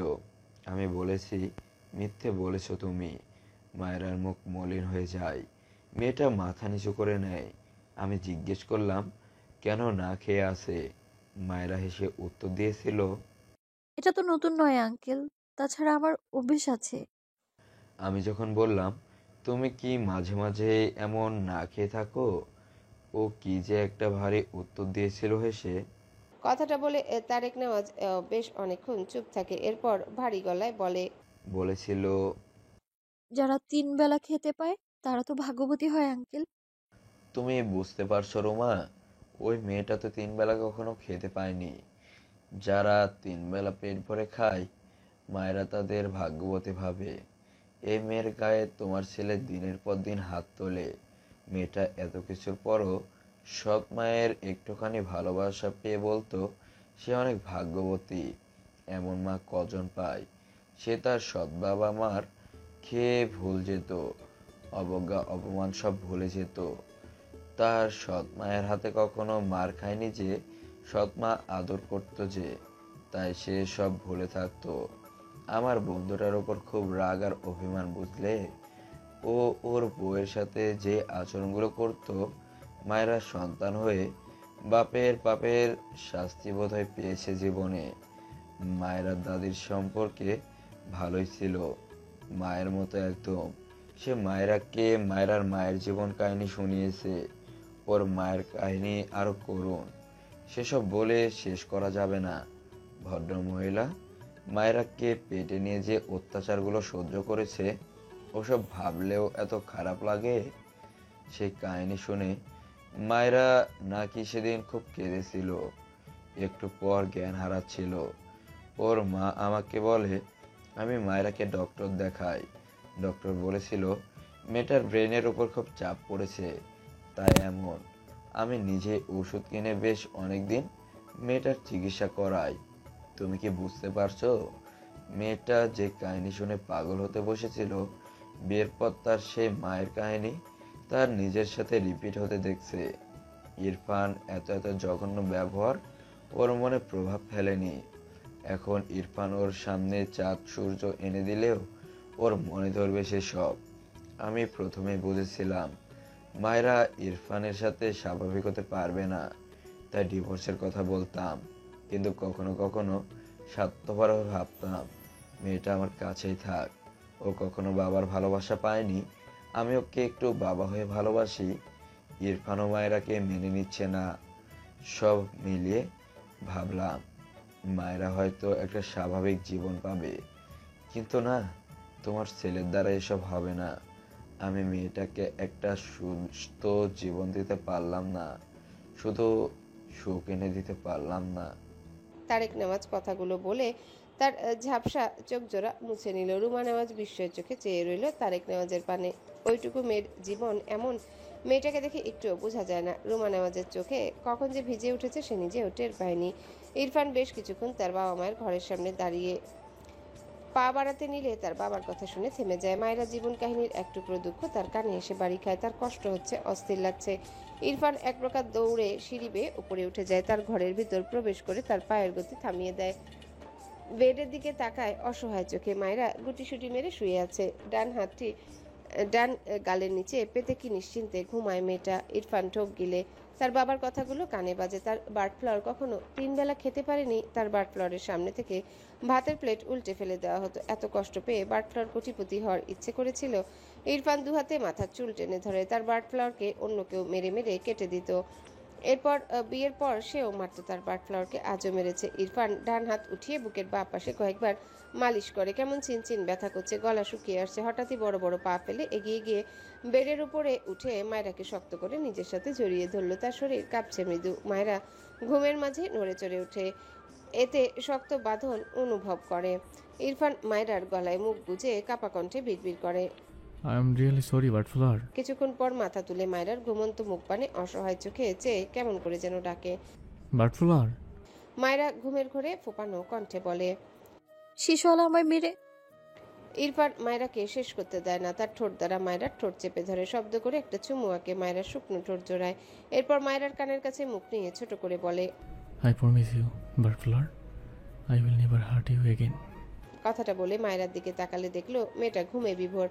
কতক্ষণ যে মায়রার মুখ পানে চেয়ে রইল তার ইয়াত্তা নেই। এরপর বেড থেকে নেমে টেবিলের উপর থেকে একটা প্যাড আর একটা কলম নিয়ে আবারও বাঁ হাতে মায়রাকে জড়িয়ে নেয় নিজের সাথে। মায়রা মাথা তার বুকে চেপে রাখে, তার বাগাল মায়রার মাথায় ঠেকিয়ে রাখে। ডান হাতের প্যাড মায়রার মাথার কাছে বালিশের উপর রেখে মেলে। এরপর কলমের হেড খুলে লেখার জন্য কলম ধরে, হাত কাঁপছে। মুখ নামিয়ে মায়রার মাথায় একটা চুমু আঁকে। এরপর লেখা শুরু করে। আমার একান্ত বার্ড ফ্লাওয়ার। আমার বার্ড ফ্লাওয়ার কে জানো? আমার মায়েরা পড়ি। বার্ড ফ্লাওয়ারে আমার ভয়ানক আসক্তি, যে আসক্তি শিকড় বহুবার ছেড়ে গিয়ে আমি বারবার ভীষণভাবে বাজেভাবে জড়িয়ে গেছি বার্ড ফ্লাওয়ার নামক আসক্তির শিকড়ে। যে আমার বার্ড ফ্লাওয়ারকে আঘাত করেছে তার শাস্তি তোমার শিশুওয়ালা প্রস্তুত করবে। আর তোমার শিশুওয়ালা তোমাকে যা আঘাত করেছে এর শাস্তি শিশুওয়ালা বার্ড ফ্লাওয়ার দিবে। তোমার শিশুওয়ালা তার বার্ড ফ্লাওয়ারের থেকে শাস্তি পেতে খুবই শীঘ্রই তোমার চরণে মাথা পাতবে। তুমি শাস্তি প্রস্তুত করে নাও। তোমার হার্টলেস শিশুওয়ালা তার বার্ড ফ্লাওয়ারের শাস্তি গ্রহণ করবে নিঃশব্দে। আর তারপর সে তার বার্ড ফ্লাওয়ারের সম্পূর্ণ সংস্পর্শে আসবে তোমার সকল অভিমান অভিযোগ মুছে দিতে। এটি তোমার একান্তই শিশুওয়ালা। লেখা শেষ করে ইরফান কাগজটি ছিঁড়ে এক ভাঁজ করে বালিশের উপর রেখে দেয়, কাগজটির উপর কলম। এরপর মায়রার সারা মুখে ছোট ছোট বেশ অনেকগুলো চুমু আঁকে। সবশেষে কপালে সময় নিয়ে ঠোঁট দাবিয়ে রাখে। এরপর মায়রাকে ছেড়ে বেড থেকে নেমে দাঁড়ায়। মায়রা গুটিসুটি মেরে শুয়ে পড়ে। ইরফান মায়রাকে কাঁথা দিয়ে ঢেকে দেয়। ঘরের এসি অফ করে হালকা করে ফ্যান দেয়। মায়রার ঘুমন্ত বেশ অনেকক্ষণ চেয়ে থাকে। এরপর সময় নষ্ট না করে ঘর থেকে বেরিয়ে যায়। ইরফান লাগেজ গাড়ির ডিকির ভিতর রাখলো। তখনই পেছন থেকে শুদ্ধ ঘুম জড়ানো কণ্ঠে বলে, কি রে, তোর না কালকে যাওয়ার কথা ছিল, আজ যাচ্ছিস যে? ইরফান কিছু বলল না। শুদ্ধ বিরক্ত হলো। সে ইরফানদের বাড়িতেই ছিল, তবে বাইরে থেকে এসেছিল 10টার পর এসে ঘুমিয়েছিল। এখন তার মামা তাকে ডেকে উঠালো। ইরফানকে এয়ারপোর্টে ড্রপ করে দিয়ে আসতে বলল। এগিয়ে এসে বলে, আজ যাচ্ছিস কেন? ইরফান গম্ভীর গলায় বলে, মাই উইশ তুই গাড়ি নিয়ে আয়। কথাটা বলে ইরফান তার বাইকের কাছে যায়। বেশ অনেকদিন পর বাইকের কাছে আসলো। ইরফান বাইকের হেলমেট পরে বাইকে উঠে বসলে শুদ্ধ ভ্রু কুঁচকে বলে, বাইক গাড়ি একসাথে কেমনে আনবো আমি? ইরফানের গম্ভীর স্বর। এই বাইক টাচ করলে তোর হাত ভেঙে দেবো আমি। কথাটা বলে বাইক স্টার্ট দেয়। চোখের পলকে হাওয়া হয়। শুদ্ধ চেঁচিয়ে ওঠে, আস্তে চালা, মরবি নাকি? ইরফান ততক্ষণে মিলিয়ে গিয়েছে। শুদ্ধ গাড়িতে উঠে গাড়ি স্টার্ট দিল। একে কখন কোন ভূত ধরে আল্লাহ জানে। বাইক ধরতে দিবে না মানে দিবে না, হয়তো রাখার ব্যবস্থা করবে ওখানেই। শুদ্ধ কিছু একটা ভেবে হাসলো। এয়ারপোর্টে পৌঁছে শুদ্ধ লাগেজ নিয়ে বেরিয়ে আসে গাড়ি থেকে। এক সাইডে ইরফানকে উল্টো ঘুরে দাঁড়িয়ে থাকতে দেখে এগিয়ে এসে বলে, ধর তোর লাগেজ। ইরফান উল্টো ঘুরে শুদ্ধর দিকে তাকিয়ে বলে, ওকে দেখে রাখবি। শুদ্ধ মিটিমিটি হেসে বলে, হ্যাঁ হ্যাঁ অবশ্যই, তুই থাকবি না, আমি দেখে রাখবো। সময় সুযোগ করে ডেট করব, চলবে না সোনা? ইরফান বিরক্ত চোখে তাকালো শুদ্ধর দিকে। গম্ভীর গলায় বলে, ফারার পিছে কাউকে লাগেনি বলে সাহস পাচ্ছিস? ফিরে এসে এই ব্যবস্থাটা করবো আগে, ওয়েট। শুদ্ধ মেকি হেসে বলে, আরে এসব কি অভদ্র কথা? আমি বলতে চাচ্ছিলাম, মাইরা তো আমারই মায়ের পেটের বোনই প্রায়। ও আসলে আমার মায়ের পেট থেকে বেরোতে গিয়ে অ্যাক্সিডেন্টলি কার না কার পেট থেকে বেরিয়ে গিয়েছে। ইরফান শুদ্ধর হাতের থেকে লাগেজ নিয়ে এগিয়ে যায় কয়েক পা। হঠাৎই থেমে গিয়ে পিছু ফিরে ডাকে, শুদ্ধ। শুদ্ধ ফোনে কিছু বলছিল। ইরফানের ডাকে শুদ্ধ মাথা তুলে তাকায়। এগিয়ে গিয়ে ইরফানের সামনে দাঁড়ালে ইরফান বলে, ওকে কলেজ গেট থেকে বের হতে নিষেধ করবি, আর একা একা কোথাও যেতে দিবি না। ঢোক গিলে বলে, আর ও যখন যা খেতে চাইবে সব এনে দেবে। শুদ্ধ কিছু বলতে চায় তার আগে ইরফান বলে ওঠে, আই রিকোয়েস্ট ইউ, ওকে নিয়ে আর একটা ফানি করবি না। শুদ্ধ থেমে গেল, ইরফানের দিকে ভালোভাবে তাকালো। ইরফানের চোখ দুটো বেশ লাল। শুদ্ধ ইরফানের ঘাড়ে হাত দিয়ে বলে, সব মেনে নিলাম, তোকে বেশি আপসেট লাগছে। কিছু কি হয়েছে? ইরফান ছোট করে বলে। নাথিং। কথাটা বলে ইরফান গটগট পায়ে এয়ারপোর্টের এন্ট্রি গেটের ভিতরে প্রবেশ করে। মায়েরা সকাল সকাল উঠে নামাজ পড়ে ব্যালকনির মেঝেতে চুপ করে বসে আছে, চোখ ঘুরিয়ে ঘুরিয়ে ইরফানকে খুঁজে বেড়ায়। কোথাও নেই লোকটা, কোথায় গিয়েছে? সে তো দাদিমার সাথে ঘুমিয়েছিল। সকালে উঠে ইরফানের ঘরে দেখে বুঝেছে ইরফানই তাকে এই ঘরে এনেছে, কিন্তু সকাল থেকে ইরফানকে দেখতে না পেয়ে মেয়েটার মন ভীষণ খারাপ হয়। মায়েরা মনে মনে ভেবেছে সে ইরফানকে সরি বলবে। থাপ্পড় খাওয়া তো আর নতুন নয়, কিন্তু ইরফান তাকে জুতো দিয়েছিল, ওগুলো অন্যদের দিয়ে দেওয়া উচিত হয়নি হয়তো। বেশ বেলা করে ঘরে আসে মায়েরা। মেঝেতে একটা কাগজ পড়ে থাকতে দেখে মায়েরা এগিয়ে গিয়ে কাগজটা তুলে নেয়। তখনই তার ঘরে রীতা আসে খাবার নিয়ে। মায়েরাকে ডাকলে মায়েরা কাগজটি প্যাডের ভাঁজে রেখে রীতার দিকে এগিয়ে যায়। রীতার হাতে পরোটা চা। রীতা হেসে বলে, রোমা আমায় দিল, তোমারে খাইতে কইলো মাইয়া, খাও নাও। মায়েরা একটু অবাক হয়। এখন বেশ ভালোই সকাল, এত তাড়াতাড়ি কেউ খায় না, আর সেখানে তার শাশুড়ি তার জন্য এই সকাল সকাল পরোটা চা বানিয়েছে। মায়েরা রীতার হাত থেকে প্লেট আর চায়ের কাপ নিয়ে বলে, এই সাত সকালে এগুলো কে বানালো রীতাপু? রীতা হেসে বলে, রোমা আম্মা বানাইছে মাইয়া, আমিও একটু একটু সাহায্য করছি। মায়েরা মৃদু হেসে চায়ের কাপে কয়েকবার চুমুক দেয়। তার শাশুড়ির হাতে চা খুব মজা হয়। ধরনীর বুকে সন্ধ্যা নেমেছে। মায়েরা আজ কলেজে যায়নি। মেয়েটা সারাদিন ঘরেই ছিল। ইরফানের জন্য মন খারাপ। কোথায় লোকটা? আজ সারাদিন একটা বারের জন্য দেখলো না, এখনো আসে না কেন? কোথায় গিয়েছে? মায়েরা অপেক্ষা করে ইরফানের জন্যে। ব্যালকনি থেকে রাস্তায় একধানে তাকিয়ে থাকে। ইরফানের গাড়ি ঢুকবে কখন সে আশায়। মাগরিবের নামাজ পড়ে এসে মায়েরা সেই যে বসলো ব্যালকনির ধারে, মেয়েটার দৃষ্টিটিরও যেমন নড়চড় নেই, তেমন তার বডিরও নড়চড় নেই। ইরফান আসে না কেন? তার মনে এই প্রশ্নে ঘুরপাক খায়, অভিমানও হয়। মায়েরা ভাবে ইরফান আসলে সে কথা বলবে না, তাকে মেরেছে, সে কেন কথা বলবে? কিন্তু সে আসুক, মায়েরা অ্যাটলিস্ট তাকে দেখতে তো পাবে। অপেক্ষা করতে করতে ঘরে রুমা নেওয়াজ এসে ডাক দেয় মায়েরাকে। নিজের শাশুড়ির গলা পেয়ে মায়েরা দ্রুত ব্যালকনি থেকে ঘরের ভিতরে আসে। মৃদুস্বরে বলে, জি মা। রুমা নেওয়াজ এগিয়ে এসে নরম গলায় বলে, খেতে এসো, তোমার বাবা আমি অপেক্ষা করছি তোমার জন্য। মায়েরা চোখে মুখে বিস্ময়। সে তার শাশুড়িকে চিনতেই পারছে না। এটা তার শাশুড়ি তো? বদল টদল হয়ে যায়নি নাকি? মায়েরার ভাবনার মাঝে রুমা নেওয়াজ মায়েরার হাত ধরে যেতে যেতে বলে, তোমার মাথায় তেল দাও না কেন? চুলগুলো সব নষ্ট হয়ে যাবে, খেয়ে আমার ঘরে যাবে, তেল দিয়ে দেবো, বুঝেছ? মায়েরা একটার পর একটা ঝটকা খাচ্ছে। ওরে আল্লাহ, বলে কি তার শাশুড়ি? শাশুড়িটা এত ভালো হয়ে গেল কি করে? মায়েরা ভেবেই পাচ্ছে না। নিচে নেমে দেখে ত্রিনা বেগম, দাদিমা সহ শুদ্ধ ভাইও আছে। মায়েরা চোখ ঘুরিয়ে ঘুরিয়ে ইরফানকে খুঁজলো। সবাই আছে অথচ সেই লোকটা নেই কেন? মায়েরার ভীষণ মন খারাপ হয়। মায়েরার খাবার শেষে সত্যি রুমা নেওয়াজ মায়েরার মাথায় তেল দিয়ে দেয়, এরপর সুন্দর করে একটা বেনি করে দেয়। মায়েরা শুধু অবাক হয়ে তার শাশুড়িকে দেখলো। ইনি তো তার সাথে ঠিক করে কথাই বলতো না, সেখানে হঠাৎ এত যত্ন কেন করছে? মায়েরার আরো বেশি অবাক লাগে। রুমা নেওয়াজ বলেছে, তোমার যখন যা খেতে ইচ্ছে করবে আমায় বলবে, কেমন? মায়েরা এই কথা শুনে যতটা অবাক হয়েছে তার চেয়েও বেশি অবাক হয়েছে উনি কথাটা বলার সময় কেমন যেন ভেজা চোখে বলেছিলেন। মায়েরা সত্যি ভীষণ অবাক হয়েছে এই রুমা নেওয়াজকে দেখে। তবে ভালো লাগলো, কি সুন্দর মায়ের মতো তার যত্ন করছে। তার সৎ মা উপরে উপরে এত যত্ন করতে না পারলেও মনে মনে খুব ভালোবাসে। মায়েরা তার ঘরে এসে আবারও ব্যালকনিতে যায়। মেয়েটার মন ছটফট লাগছে। সেই গতকাল থেকে ইরফানকে এক নজরের জন্য দেখেনি। কোথায় লোকটা? আর কখন আসবে বাড়ি? তার উপর কি অনেক রেগে আছে বলে বাড়ি আসছে না? উনি আসলেই মায়েরা সরি বলে দিবে, কিন্তু উনি তো আসছেই না। মায়েরা বেলকনির রেলিং ঘেঁষে বসে পড়ে, রেলিংয়ের সাথে মাথা ঠেকিয়ে রাখে। একটু পরপর উকি দিয়ে দেখে ইরফানের গাড়ি আসছে কিনা। এভাবে অপেক্ষা করতে করতে মায়েরা একসময় ওভাবেই ঘুমিয়ে যায়। ফজরের আজানে মায়েরার ঘুম ভেঙে যায়। ধীরে ধীরে চোখ খুলে আশেপাশে তাকালে দেখলো সে ব্যালকনিতেই ঘুমিয়ে গিয়েছিল, ঘাড় ব্যথা হয়ে আছে। মায়েরা অবাক হলো, ইরফান তাকে ঘরে নিয়ে যায়নি কেন? তাহলে কি লোকটা আসেনি, নাকি তার উপর রাগ করে আর তার কাছে আসেনি? মায়েরার কেন জানি চোখ জোড়া ভিজে উঠল। মায়েরা দ্রুত মেঝে থেকে উঠে ঘরে যায়। ভেতরে লাইট জ্বালানোর সাথে ইরফান কোথাও নেই। মায়েরার ভীষণ কষ্ট হলো। ইরফান তবে আসেনি? না চাইতেও চোখ থেকে অশ্রু গড়িয়ে পড়ে। বিষণ্ণ মনে বিড়বিড় করে বলে, শিশুওয়ালা কোথায় তুমি? ঘরের এক কোণায় দাঁড়িয়ে অসহায় চোখে পুরো ঘরে নজর বুলায়। বেশ কিছুক্ষণ পর দুহাতে চোখ মুছে নিয়ে মায়েরা ওয়াশরুমে যায়। অজু করে এসে ফজরের নামাজ পড়ে নেয় মায়েরা। বেলা 10টা বাজে। মায়েরার এত অসহ্য লাগছে ইরফান কোথাও কেন নেই। মায়েরা দম বন্ধ লাগছে। সে ঘর থেকে বেরিয়ে আসে। কোথায় লোকটা? নিচে নেমে দেখলো শুদ্ধ আর দাদিমা ডাইনিংয়ে বসে খাবার খাচ্ছে। শুদ্ধ দাদি মায়েরাকে দেখে বলে, দিদিভাই তুমি খেয়েছো? মায়েরা মাথা নেড়ে বলে। খেয়েছি দাদিমা। শুদ্ধ মুখের খাবারটুকু খেয়ে বলে, মাইরা, এসো এসো, আবার খাও। আমার প্রথম বউ ছুঁয়ে দিয়েছে, টেস্ট 1000 গুণ বেশি, তাই না গো? শুদ্ধর দাদি শুদ্ধর কান মলে বলে, হ্যাঁ তাই তো ডার্লিং, এজন্য তোমাকে আজ সব খাবার খেতে হবে। আমি রুমাকে বলছি খাবার আনতে, আমি ছুঁয়ে দিব আর তুমি খাবে। দাদিমার কথা শুনে মায়েরা হেসে ফেলল। শুদ্ধ অসহায় মুখ করে বলে, তুমি আমাকে শুধু ইনসাল্ট করো গ্র্যান্ডমা, আজ আমি অসহায় বলে? শুদ্ধর দাদি হেসে বলে, বউ থেকে লাফ দিয়ে গ্রান্ডমাতে চলে আসলে যে? শুদ্ধ ফিসফিসিয়ে বলে, আমার বউ হয়ে গেছে গ্র্যান্ডমা, তোমাকে আর পাত্তা দিব না। তুমি সেই শোকে কচু গাছের সাথে গলায় দড়ি দিও, আমি তোমাকে কচু গাছ আর দড়ি দুটোই কিনে দিব। আমার আবার দয়ার শরীর। শুদ্ধর দাদি চোখ ছোট ছোট করে বলে, বউ হয়ে গিয়েছে মানে? কোথায় তোমার বউ? শুদ্ধ হাসলো। দাদিমা হঠাৎই বলে, খবরদার বিয়ে করবে না।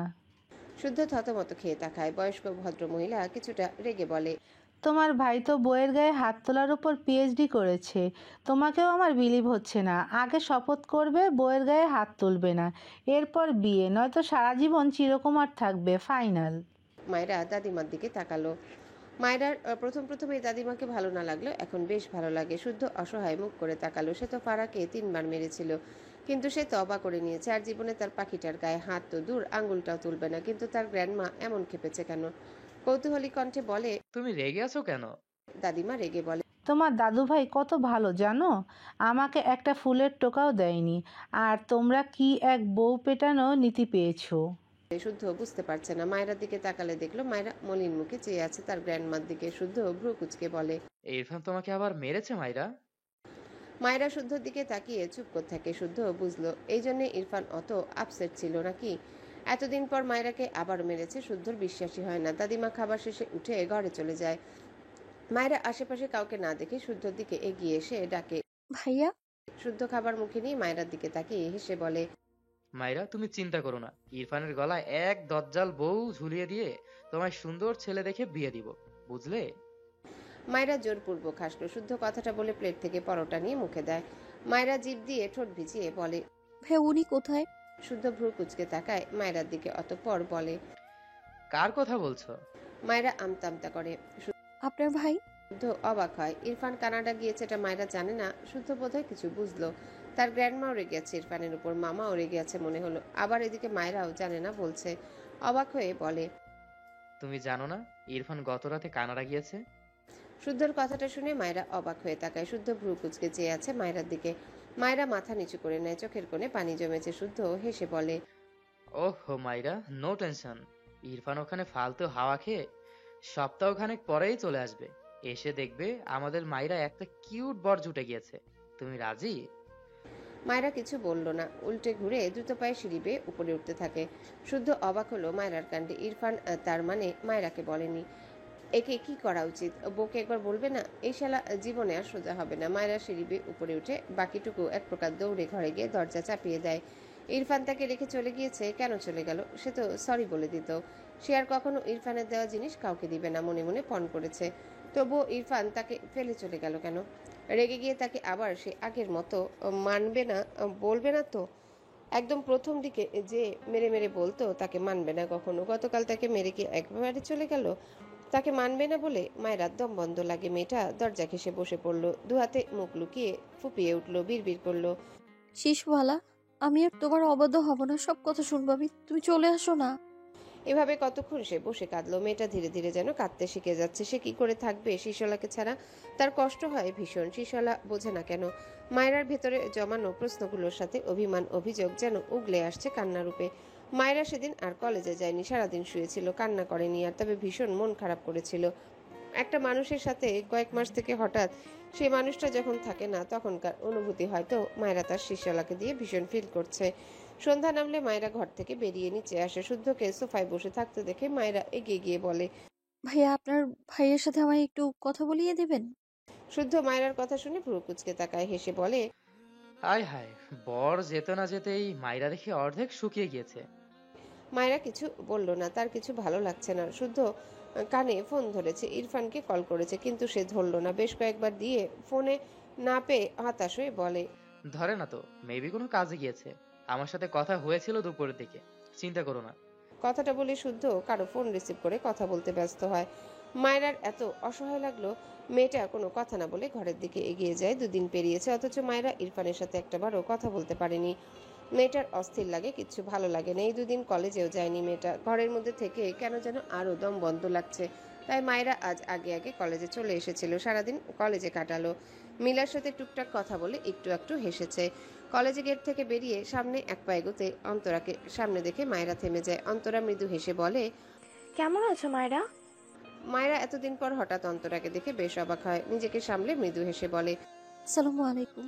ভালো আছি ম্যাম, আপনি কেমন আছেন? অন্তরা কিছুটা মন খারাপ করে বলে, আমি তো আবার আপু থেকে আবার ম্যাম হয়ে গেলাম। মায়রা মৃদু হেসে বলে, সরি আপু, ভুলে গিয়েছিলাম। অন্তরা মায়রার গালে হাত দিয়ে বলে, আচ্ছা, এখন তো মনে পড়েছে, এখন আপু বলবে? আমাকে 10 মিনিট টাইম দিতে পারবে মায়েরা? মায়রা আশেপাশে তাকিয়ে দেখলো বাড়ির গাড়ি এখনো আসেনি। মাথা নেড়ে বলে, আচ্ছা আপু। কথাটা বলতেই অন্তরা মায়রার হাত ধরে পাশের একটা ক্যাফেতে যায়। অন্তরা কিছু নাস্তার সাথে কোল্ড কফি অর্ডার করে মায়রার সাথে টুকটাক কথা বলে। অন্তরার মনে ঘুরছে ইরফানের থেকে মায়রাকে দূরে সরানো। সে ইরফানকে পাবে না, এটা সে মেনে নিতে পারলেও অন্য কেউ ইরফানের পাশে থাকবে, অন্তরা এটা মানতে পারছে না, কিছুতেই পারছে না। অন্তরা মায়রার দিকে চেয়ে হঠাৎই খুব সিরিয়াস ভাবে বলে, মায়েরা, আমি তোমাকে খুবই গুরুত্বপূর্ণ একটা কথা বলতে চাই। মায়রা হেসে বলে, জি আপু বলুন। অন্তরা চোখ বুজে নিজেকে স্বাভাবিক করে। এরপর চোখ মেলে মায়রার দিকে তাকিয়ে বলে, আমি ইরফানকে ভালোবাসি মায়েরা। মায়রার মুখের হাসি লেপ্টে ছিল। হঠাৎ যেমন বোমা বিস্ফোরণ হওয়ার পর চারিপাশটা নিস্তব্ধ হয়, ঠিক তেমনি মায়রার হলো। মেয়েটা ঠিক কিরকম রিয়াকশন দিবে বুঝতে পারছে না। সে কি ভুল শুনলো, নাকি ইরফানের এই বান্ধবী ভুল ভাল বকছে, কোনটা? বিস্ময় চোখে অন্তরার পানে চেয়ে আছে। অন্তরা আবারও বলে, তুমি জানো আমি এখনো অবিবাহিত কেন? ইরফানের জন্য। ইরফান ছাড়া আমি কিছু ভাবতে পারি না মায়েরা। মায়রা নির্জীব চোখে অন্তরার পানে চেয়ে অন্তরা একে একে তার ভার্সিটির লাইফ থেকে তার ভালোবাসার কাহিনী আবেগ ঢেলে মায়রার সামনে উপস্থাপন করলো। মায়রাকে একধানে নিজের দিকে তাকিয়ে থাকতে দেখে অন্তরা ঢোক গেলে বলে, ইরফানের আনসার থেকে আমি তোমাকে শোনাচ্ছি, তাহলে তুমি বুঝতে পারবে। অন্তরা কথাটা বলে তার ব্যাগ থেকে ফোন বের করে। এরপর একটা অডিও চালু করে যেখানে ইরফান বলছে, আই লাভ ইউ। অন্তরার অ্যান্সার, তুমি কি সত্যি বলছো ইরফান? এইটুকু। এরপর অডিও শেষ হয়ে যায়।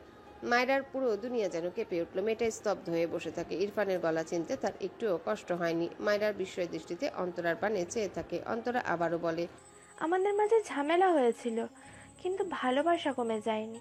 তাছাড়া তোমাকে তো ইরফান নিজ ইচ্ছায় বিয়ে করেনি, তার বাবা জোর করে বিয়ে দিয়েছে। মায়রার চোখ জোড়া থেকে টুপ করে কখন যে পানি গড়িয়েছে মেয়েটা বুঝলো না। অন্তরা আবারও কিছু বলতে চায়, তার আগেই মায়রা বসা থেকে দাঁড়িয়ে যায়, শক্ত কণ্ঠে বলে, আসসালামু আলাইকুম ম্যাম। অন্তরা একবার ডাকে মায়রাকে, মায়রা শুনলো না। গটগট পায়ে এগিয়ে যায়। গেট থেকে বের হওয়ার সময় গেট ধরে দাঁড়ায়। মাথাটা কেমন চক্কর কাটে, নিজেকে সামলে নেয়। এরপর কোন দিকে না তাকিয়ে বড় বড় পা ফেলে হাঁটতে থাকে। বাড়ির গাড়ি দেখতে পেয়ে গাড়িতে উঠে পড়ে মেয়েটা। নিশ্চুপ থেকে থেকে চোখ জোড়া থেকে একটু একটু করে পানি গড়িয়ে পড়ে। বাড়ি ফিরে মায়রা কোনো দিকে তাকালো না, এক প্রকার দৌড়ে সিঁড়ি বেয়ে উঠতে থাকে। বিকাল হওয়ায় তেমন কেউ বাইরে নেই, সবাই সবার ঘরে। হয়তো মায়রা দৌড়ে তার ঘরে গিয়ে শব্দ করে দরজা আটকায়। কিভাবে যেন এতক্ষণ কান্না আটকে ছিল, আর পারল না, হাউমাউ করে কেঁদে উঠল। দুহাতে মুখ চেপে কাঁদতে কাঁদতে মেঝেতে বসে পড়ল। কাঁধ থেকে ব্যাগ পড়ে যায়। ইরফানের মুখে ডোন্ট লাইক ইউ নিজের জন্য শুনতে শুনতে তার কান ঝালাপালা হয়ে গিয়েছে। সেই একই শব্দ লাইক হয়ে যখন অন্য কাউকে বলতে শুনে তখন মায়রার কেমন লাগা উচিত? মায়রা মানতে পারছে না। বাচ্চাদের মতো করে কাঁদে মেয়েটা। কতক্ষণ যেভাবে কাঁদলো মায়রা তার ঠিক নেই। কাঁদতে কাঁদতে এক পর্যায়ে ভীষণ ক্লান্ত হয়ে পড়ে। তারপর হঠাৎই শ্বাস নিতে কষ্ট হয় মায়রার। না, স্বাভাবিক নয়, অনেক বেশি শ্বাসকষ্ট। চাপ দিলে যেমন হয় ঠিক তেমন। মেয়েটা মেঝেতে আধা শোয়া হয়ে ছটফটায়। আজ অনেক দিন পর এমন হয়েছে। খানিক সময় পেরিয়ে গেলে মায়রা ধীরে ধীরে মেঝে থেকে উঠে দাঁড়ায়। দাঁড়াতে পারছে না ঠিক করে, তবুও পা টেনে টেনে নিয়ে গিয়ে টেবিলের কাছে গিয়ে দাঁড়ায়। হাতিয়ে হাতিয়ে ড্রয়ার খুঁজে ইনহেলার বের করে মুখে দেয়। টেবিলের কোণা ধরে দাঁড়িয়ে থাকে বেশ কিছুক্ষণ। ধীরে ধীরে শ্বাস প্রশ্বাসের গতি স্বাভাবিক হয়। মায়রা ওভাবেই ধীর পায়ে হেঁটে গিয়ে বেডের উপর গিয়ে শুয়ে পড়ে। বালিশে মুখ চেপে আবারও ফুপিয়ে ওঠে। সে পারছে না স্বাভাবিক হতে। সে তো কাঁদে না, সে কাঁদতে জানে না। তাদের মতো মেয়েদের কান্না মানায় না, কারণ তাদের কান্না দেখার কেউ থাকে না। তাদের মতো মেয়েদের সবসময় শুধু হাসতে হয়। কিন্তু আজ মায়রা পারছে না। তার ধৈর্যের ভাত ভাঙল বোধ হয়। বিড়বিড় করে, আমার শিশুওয়ালা, আমি তোমায় অনেক ভালোবাসি। তুমি কেন আমায় ভালোবাসলে না? আরও দুদিন পেরিয়েছে। মায়রা তার শ্বশুরকে বললে তিনি মায়রাকে গ্রামে রেখে যায়। ট্রিনা বেগমও এসেছেন গ্রামে। মায়রাকে তারেক নামাজ ট্রিনা বেগমের বাড়ি রেখে গিয়েছেন। মায়রা প্রথম দিন ট্রিনা বেগমের সাথে থেকেছে। আজ ভীষণ ইচ্ছে করলো তার মা আর ভাইয়ের কাছে থাকতে। মায়রা বিকালের দিকে তার বাড়িতে আসে। গেটে নক করলে তার মা এসে দরজা খুলে দেয়। সামনে মায়রাকে দেখে তিনি ভীষণ অবাক হয়। মায়রা মলিন মুখে চেয়ে আছে তার মায়ের দিকে। ভদ্রমহিলা এগিয়ে এসে মায়ের গালে হাত দিয়ে বললেন, তোর চোখ মুখ কেমন শুকিয়ে গিয়েছে কেন মায়েরা? তুই কি অসুস্থ মা? মায়রা মাথা নেড়ে বলে, না মা। কথাটা বলে এগিয়ে এসে তার মাকে জড়িয়ে ধরে। ভদ্রমহিলা মায়রাকে জড়িয়ে ধরে, মাথায় হাত দিয়ে হিজাবের উপরে একটা চুমু খায়। মেয়েটাকে বুকে নিলে তার কি যে শান্তি লাগে, যেন পূর্ণতা পায়। হয়তো জন্ম দেয়নি, কিন্তু সন্তানের মা হওয়ার প্রথম স্বার্থ এই মেয়েটাকে দিয়েই পেয়েছিলেন। তাকে কত মানুষ কত কথা বলে, কিন্তু সে তো জানে এটা তার নিজের মেয়ের চেয়েও বেশি। ভেতর থেকে লাবিব তার আপুইকে দেখে এক প্রকার দৌড়ে আসে। মায়রা তার মাকে ছেড়ে হাঁটু মুড়ে বসে লাবিবকে জড়িয়ে ধরে। লাবিব দুহাতে মায়রার গলা জড়িয়ে ধরে বলে, আপু তুমি আসোস? মায়রা মৃদু হেসে বলে, এসেছি ভাইয়া, চকলেট এনেছি, খাবি না? লাবিব মায়রার গালের সাথে গাল লাগিয়ে বলে, খামু, তোমরাও খাও।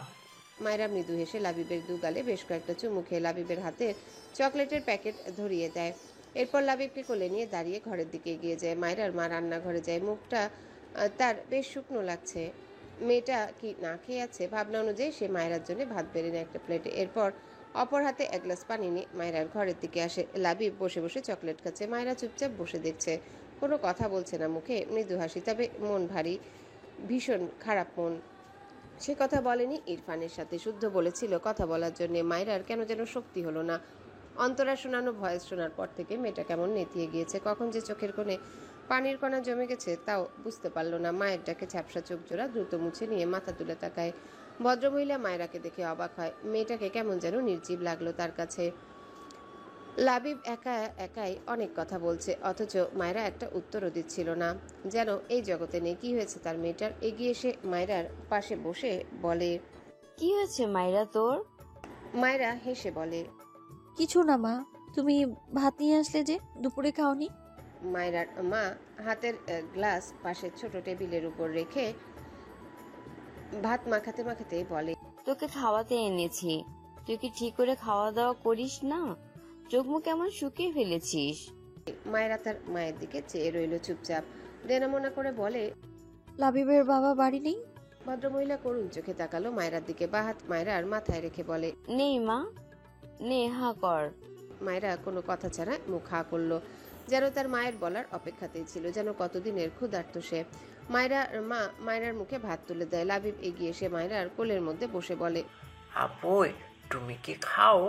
মায়রা লাবিবের গালের সাথে গাল লাগিয়ে হেসে বলে, অমৃত খাই সোনা ভাইয়া। লাবিব আধো আধো স্বরে প্রশ্ন করে, আমনি ঠিকে? মায়রা চুপ করে থাকলো, কিছু বলল না। মায়ের হাতের খাবার মানেই তো অমৃত। কতদিন পর খেতে পারলো। মেয়েটার খুশিতে চোখ জোড়া ভিজে উঠল। নিজেকে সামলে তার মায়ের বাড়িয়ে রাখা হাত থেকে আরেকবার ভাত নিয়ে লাবিবের সাথে দুষ্টামি করে। মায়রার মা মায়া নিয়ে মায়রার মুখের দিকে তাকিয়েছে। কত বছর পর এমন একটা দিন পেল। মায়রা এই বাড়িতে থাকলেও তো তার সেই সাহস হয়নি কখনো। মাঝে মাঝে হঠাৎ সুযোগ পেত, আজ যেমন পেয়েছে। খাবার খাওয়ানো শেষে মায়রার মা এঁটো প্লেট নিয়ে উঠে দাঁড়ায়। মায়রা হঠাৎই মাথা তুলে তার মার দিকে তাকায়। চোখে মুখে অসহায়ত্ব, কিছু চাইতে ইচ্ছা করছে, কিন্তু সাহসে কুলায় না যে। তার কেমন দম বন্ধ অনুভূতি হয়। সে নিজেকে কন্ট্রোল করতে পারছে না। নিজেকে সামলে নিতে গিয়ে বারবার কেমন হুমড়ি খেয়ে পড়ছে। তার শীর্ষালা তাকে ভেঙে দিয়েছে। না, তার ভাগ্যই তো ভাঙা। অযথা অন্যের দোষ দিয়ে কি লাভ? তবু ইরফানের মুখটা সামনে ভেসে উঠে গলায় কিছু বাঁধলো, যেন নিঃশ্বাস ভারী হলো। তার শীর্ষালা অন্য কাউকে লাইক ইউ কি করে বলে? আজ আবারও তার শ্যামা মায়ের উপর অভিযোগ হলো। কেন তাকে নিয়ে গেল না তার শ্যামা মা? না, ইরফানের উপর অভিযোগ হয় না, আর ইচ্ছে হয় না অভিযোগ করতে। ডান হাতে চোখ জোড়া মুছে নিয়ে তার মায়ের উদ্দেশ্যে বলে, মা আজ আমি এই বাড়ি থাকি। মায়রার মা মায়রার দিকে অবাক হয়ে তাকালেন। মায়রার বলার ধরনে মনে হলো মেয়েটা কত আকুতি করে তার বাড়ি থাকার আবদার করছে। মা হয়ে এসব দেখতে তার যে ভীষণ কষ্ট হয়। মায়রা তার মাকে চুপ থাকতে দেখে মাথা নিচু করে মলিন হেসে বলে, লাবিবকে নিয়ে এই ঘরেই থাকবো, কালকে সকালেই চলে যাব মা। ভদ্রমহিলা কেমন করে যেন তাকালো। লাবিবের বাবা অশান্তি করবে সেই আশঙ্কায় মেয়েটা কত জড়তা নিয়ে আবদার করলো। মা হয়ে সন্তানের মুখে এমন করুণ ছাপ নেওয়া যায়? মায়রার মা পারল না বোধ হয়। ভদ্রমহিলার চোখের কোণে পানি জমলো। মায়রা ভেজা চোখে মাথা তুলে মায়ের দিকে তাকায়। দুজন আর কেউ কথা বলল না বেশ অনেকক্ষণ। মায়রা মাথা নিচু করে অপরাধী গলায় বলে, বেশি কিছু চেয়ে ফেলেছি হয়তো, সরি মা। ভদ্রমহিলার কষ্টে বুক ফেটে যাবে মনে হলো, ভাঙা গলায় বলে, যতদিন ইচ্ছে ততদিন থাকবি, আমি সামলে নিব। কথাটা বলে দ্রুত ঘর থেকে বেরিয়ে যায়। মায়েরা শূন্য দৃষ্টিতে তার মায়ের প্রস্থান দেখে মলিন হেসে বিড়বিড় করে, তুমি আমার বিয়েটা না দিলেও পারতে মা। আজ সামলে নিবে বলে বিয়ে না দিয়েও তো সামলে নেওয়া যেত। আমি তো কখনো অভিযোগ করিনি তোমার স্বামীর হাতে মার খেয়ে, কখনো অভিযোগ করিনি তোমার স্বামীর অপমান সয়ে নিয়ে। তবে তুমি কেন আমায় বিয়ে দিয়ে আমার হাসি কেড়ে নিলে মা? আমি হাসতে পারছি না, আমি কষ্ট লুকোতে পারছি না, আমার শুধু কান্না পাচ্ছে। কথাগুলো বলতে বলতে দু চোখ ভেদ করে জলকণা গড়িয়ে পড়ে। লাবিব তার বোনকে কাঁদতে দেখে চকলেট রেখে অসহায় চোখে চেয়ে আছে। দুই হাত বাড়িয়ে ছোট ছোট হাতে মায়েরার গাল মুছে দিয়ে বলে, আপুই কাঁদছো কেন? কাঁদে না, আল্লাহ তোমার বিটা বলে করে দিবে। মায়েরা তার ভাইয়ের কথায় হেসে ফেললো। লাবিবের গালে চুমু খায় বেশ কয়েকটা, অতঃপর লাবিবকে তার সাথে জড়িয়ে নিয়ে বলে, তুই এত ভালো কেন ভাইয়া? লাবিবও তার বোনকে জড়িয়ে ধরে বলে, আমি বলো। রাত প্রায় 10টা। মায়েরার ঘুম আসে না। লাবিব তার সাথে ঘুমিয়েছে। মায়েরা বারবার এপাশ ওপাশ করে। ঘরের বাইরে টুংটাং আওয়াজ পায়। মায়েরা বেড থেকে নেমে দাঁড়ায়। সে তার জন্য এত জঘন্য অস্থিরতা থামাতে পারছে না। মায়েরা ভাবলো সে লাবিবের বাবার কাছে অনুরোধ করবে যেন এই একটা রাত তার মায়ের সাথে তাকে থাকতে দেয়। সে একটা রাত মায়ের বুকে ঘুমাতে চায়, যদি একটুখানি শান্তি লাগে। ভাবনা অনুযায়ী মায়েরা ঘুমন্ত লাবিবকে কোলে তুলে নেয়। এরপর বাইরে বেরিয়ে দেখলো লাবিবের বাবা তার ঘরের দরজা লাগাচ্ছে। তখনই মায়েরা সেখানে গিয়ে দাঁড়ায়। মায়েরাকে দেখে ভদ্রলোক অবাক হয়। তিনি হয়তো জানতেন না মায়েরা এসেছে। মায়েরা লাবিবের বাবার দিকে চেয়ে আমতা আমতা করে বলে, আমাকে একটু মায়ের সাথে থাকতে দিবেন? লাবিবের বাবার বোধহয় কথাটা পছন্দ হলো না। কিছু না বলে লাবিবকে মায়েরার কোল থেকে কেড়ে নেওয়ার মতো করে ছিনিয়ে নেয়। মায়েরা ভয় পায়। লাবিবের বাবা লাবিবকে কোলে নিয়ে মায়েরার দিকে চেয়ে রেগে বলে, তুই কি ঠিক করেই নিয়েছিস? আমাদের পিছু ছাড়বি না? বিয়ে দিল তোর মায়ের পছন্দের ছেলের সাথে, তবুও তোর এই বাড়িতেই আসা লাগে? তোর কি বুদ্ধি নেই? আমার ছেলেটাকে যে এত দরদ দেখাস, ও কে হয় তোর? ও তোর কে হয়? মায়েরা দুহাত জামা ধরে মাথা নিচু করে দাঁড়িয়ে আছে। চোখের কোণে বিন্দু বিন্দু পানি জমতে শুরু করেছে। লাবিবের বাবা আবারও বলে, এটা আমার বাড়ি। যাকে মা মা করে সারাদিন ডাকিস, ও তোর মা হয়? একদিনও পেটে নিয়েছিল তোকে?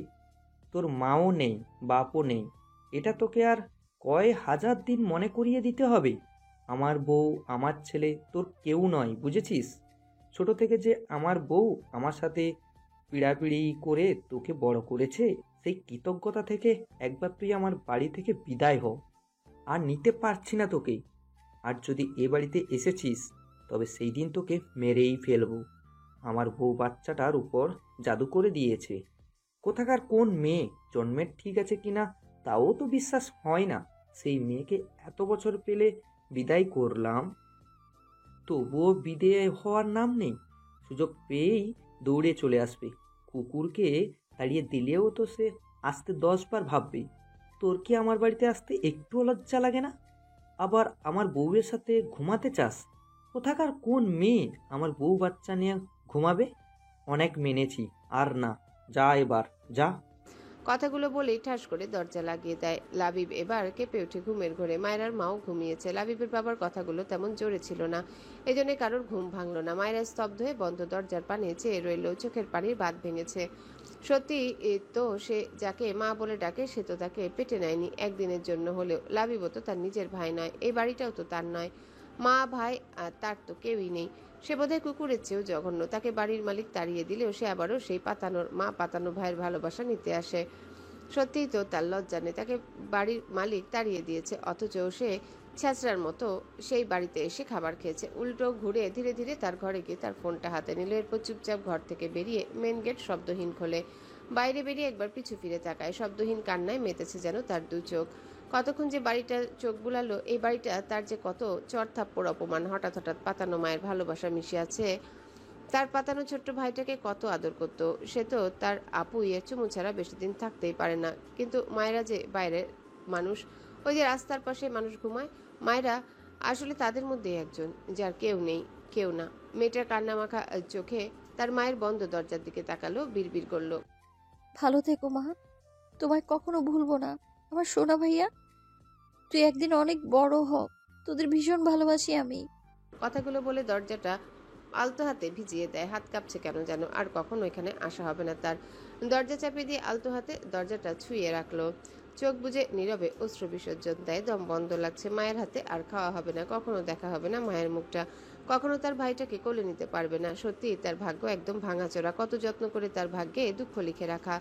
যত দিন যাচ্ছে মায়েরা বোধহয় সেটাই উপলব্ধি করছে। বেশ কিছুক্ষণ পর মায়েরা ধীর পায়ে এগিয়ে যায় কোন দিকে যেন। প্রায় মিনিট পাঁচেক হাঁটলে দেখলো কাঁচা রাস্তার ধারে একটা কবর। কাঁচা বাঁশের চিকন করে কেটে কেটে কবরটি ঘেরাও করা। মায়েরা এগিয়ে গিয়ে একপাশে দাঁড়ালো। তার দাদি তাকে দেখিয়েছিল এটা নাকি তার মায়ের কবর, যে মা তাকে পেটে ধরেছিল, যাকে এই স্বার্থপর দুনিয়া বাঁচতে দেয়নি। মায়েরা এক কোণায় চুপ করে বসলো। বাঁশের ফাঁক দিয়ে ডান হাত ঢুকিয়ে কবরের শক্ত মাটি স্পর্শ করে। কেমন অদ্ভুত অনুভূতি হলো। তার শ্যামামা এখানে ঘুমিয়ে আছে। বাঁশের কঞ্চির সাথে কপাল ঠেকিয়ে নীরবে অশ্রু বিসর্জন দেয় মায়েরা। আলতো হাতে শক্ত মাটি বুলায়, ফোপানো কণ্ঠে বলে, শ্যামা মা, তুমি তো জানতে এই দুনিয়া কত স্বার্থপর, তবু কেন তোমার সাথে আমায় নিয়ে গেলে না? আমার কেউ নেই জানো, এই দুনিয়ার মানুষগুলো খুব স্বার্থপর শ্যামা মা। তোমার তোমার আল্লাহকে একটু বলবে তোমার মতো আমাকেও যেন একটু ঘুম পাড়ায়। আমি তোমার কাছে যেতে চাই, আমি তোমার বুকে ঘুমোতে চাই শ্যামা মা। কথাগুলো বলতে বলতে ফুপিয়ে কেঁদে ওঠে। দুহাত কবরের উপর রেখে বাঁশের কঞ্চির সাথে কপাল ঠেকিয়ে কান্নায় ব্যস্ত হয়। মায়েরা গত রাতে তার মায়ের কবর থেকে ত্রিনা বেগমের বাড়ি ফিরেছিল। রাতটা সেখানে থেকে সকাল সকাল ত্রিনা বেগমকে না জানিয়ে বাসে করে শহরে ইরফানদের বাড়ি চলে আসে। এসে ত্রিনা বেগমকে জানায় সে চলে এসেছে। ওখানে থাকতে আসার কথা বললে তাকে একা আসতে দিত না। পরে যদিও ত্রিনা বেগম সহ রুমা নেওয়াজের বকা খেয়েছে একা আসার জন্যে। মায়েরা আজ কলেজে যাবে বলে ঠিক করলো। কারণও আছে অবশ্য একটা। সেসব ভাবনা রেখে মায়েরা কলেজের জন্য রেডি হয় না। নিচে নেমে নাস্তা করে তারেক নেওয়াজের সাথে বের হয়। ক্লাসরুমে মায়েরা বসে আছে, মনোযোগ দিয়ে ক্লাস করছে। মিলা মায়েরাকে এত চুপচাপ দেখে খোঁচায়। মায়েরা রেগে তাকায় একটু পর পর। এইভাবে প্রায় সব ক্লাস শেষে ছুটির ঘন্টা বাজলে মায়েরা হেসে মিলাকে জড়িয়ে ধরে বলে, কংগ্রেচুলেশনস ময়না। মিলা অবাক হয়ে বলে, মানে? মায়েরা মিলার হাত ধরে বাইরে যেতে যেতে বলে, তোকে আজ আমার ভার্সনের কপি লাগছে দেখতে আমার কাছেই, তাই তোকে স্বাগতম। মিলা মায়েরার মুখের দিকে চেয়ে বলে, তুই কাঁদছিস কেন মায়েরা? মিলার কথা শুনে মায়েরা অবাক হয়। থমথমে মুখে মিলার দিকে তাকিয়ে মৃদুস্বরে বলে, এরকম কিছু না। কথাটা বলে মায়েরা আনমনা হলো। মিলা মায়েরার গালে হাত দিয়ে বলে, তুই জানিস মায়েরা, তুই আজ একবারও হাসিসনি, উল্টো বেশ কয়েকবার লুকিয়ে লুকিয়ে চোখ মুছেছিস। আর এখন আমার সামনে এত ওভার অ্যাক্টিং করছিস যে এই কৃত্রিম হাসিটা একটা বাচ্চাও ধরতে পারবে। একটু থেমে বলে, তোর কি হয়েছে মায়েরা? মায়েরার ভেজা চোখে চেয়ে দেখলো মিলাকে। নিজের গাল থেকে মিলার হাত নামিয়ে উল্টো ঘুরে ধীর পায়ে এগিয়ে যেতে যেতে মলিন গলায় বলল, হাসতে হাসতে টায়ার্ড হয়ে গেছি রে, তাই হয়তো তোর এমন মনে হচ্ছে। কিছু দূর গিয়ে মায়েরা দাঁড়িয়ে যায়। এরপর পিছু ফিরে মিলার দিকে চেয়ে বলে, ভালোবাসার কষ্ট সব কষ্টকে হার মানায়। তুই হুটহাট বিয়ে করে নিস না যেন মিলা, কেমন? কথাটা বলে উল্টো ঘুরে যেতে যেতে বলে, আমাকে যেন কখনো ভুলে না যাস মিলা। কথাগুলো বলে ডান হাতে চোখ জোড়া মুছে পায়ের গতি বাড়ায়।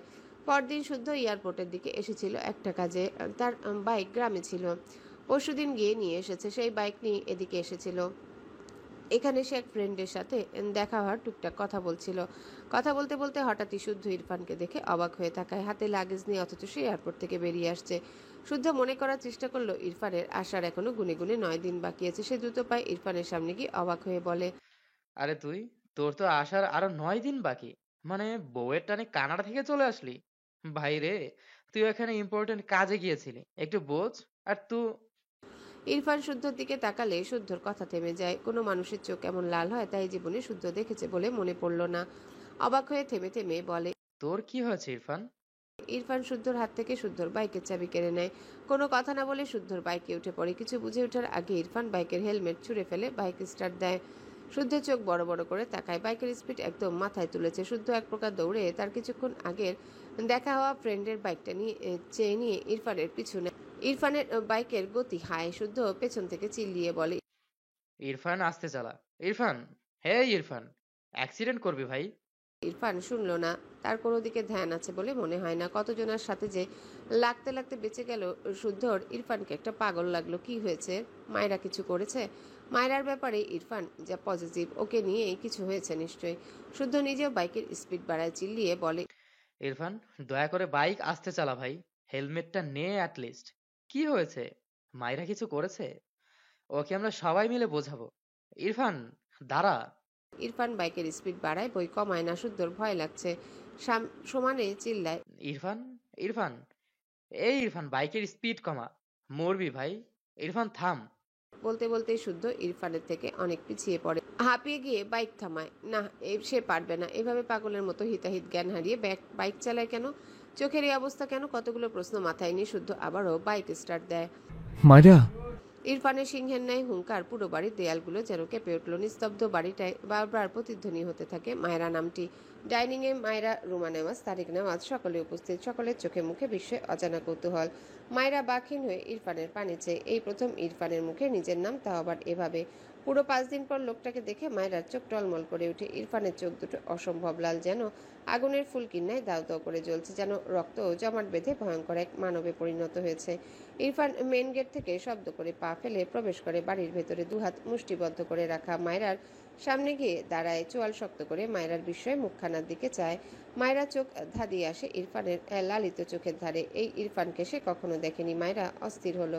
কি হয়েছে ইরফানের? মায়েরা টলমলে চোখ জোড়ার পানে চেয়ে ইরফানের শক্ত চোয়াল শিথিল হয়। অপলক চেয়ে থাকে মায়েরার মলিন মুখ পানে। বারবার শুকনো ঢোক গিলে ডান হাত বাড়িয়ে মায়েরার গাল আলতো করে ছুঁয়ে দেয়। হঠাৎই দু হাতে মায়েরাকে পিষে ফেলার মতন তার বুক চেপে ধরে ইরফান। মায়েরা বাকরুদ্ধ, সাথে ইরফানের বাবা মা। তারা লজ্জা পাচ্ছে না, বরং এই অস্বাভাবিক ইরফানকে দেখে বিস্ময় চোখে তাকিয়ে আছে। মায়েরার হাঁসফাঁস লাগে। ইরফান হাতের বাঁধন আরো শক্ত করলো, যেন ছেড়ে দিলেই পালিয়ে যাবে মায়েরা। ইরফান ধরা গলায় বিড়বিড় করে আওড়ায়, my butterfly, you are a selfish girl, you hurt me butterfly, you hurt me. মায়েরার শরীর শিরশির করে উঠে। এই সম্বোধন আজ প্রথম শুনলো ইরফানের মুখে। ভীষণ অবাক হয় মেয়েটা। নামটা পরিচিত ঠেকলো, তবে মনে করতে পারলো না। মায়েরার মাথা থেকে কাপড় পড়ে গিয়েছে, তার ঘাড় ভেজা অনুভূত হয়। এটা কি চোখের পানি? মায়েরা বোধহয় বুঝলো। মেয়েটা বিস্মিত হয়, কথা বলার ভাষা হারায়। কাপা কাপা ডান হাত উঠিয়ে ইরফানের পিঠে রাখে। ইরফান আরো শক্ত করে ধরে মায়েরাকে নিজের সাথে। মায়েরা ব্যথা পায়, তবে টু শব্দ করলো না। ইরফান চোখ বুজে আবারও ধরা গলায় বিড়বিড় করে, why are you so selfish butterfly? Hello বন্ধুরা, পরবর্তী পার্ট খুব তাড়াতাড়ি আসবে, তো সবাই অপেক্ষায় থাকো। আর চ্যানেলটি যারা এখনো সাবস্ক্রাইব করোনি, তারা পরবর্তী পার্ট দেখার জন্য চ্যানেলটি সাবস্ক্রাইব করে রেখো। ধন্যবাদ সবাইকে, আমাদের সাথেই থেকো।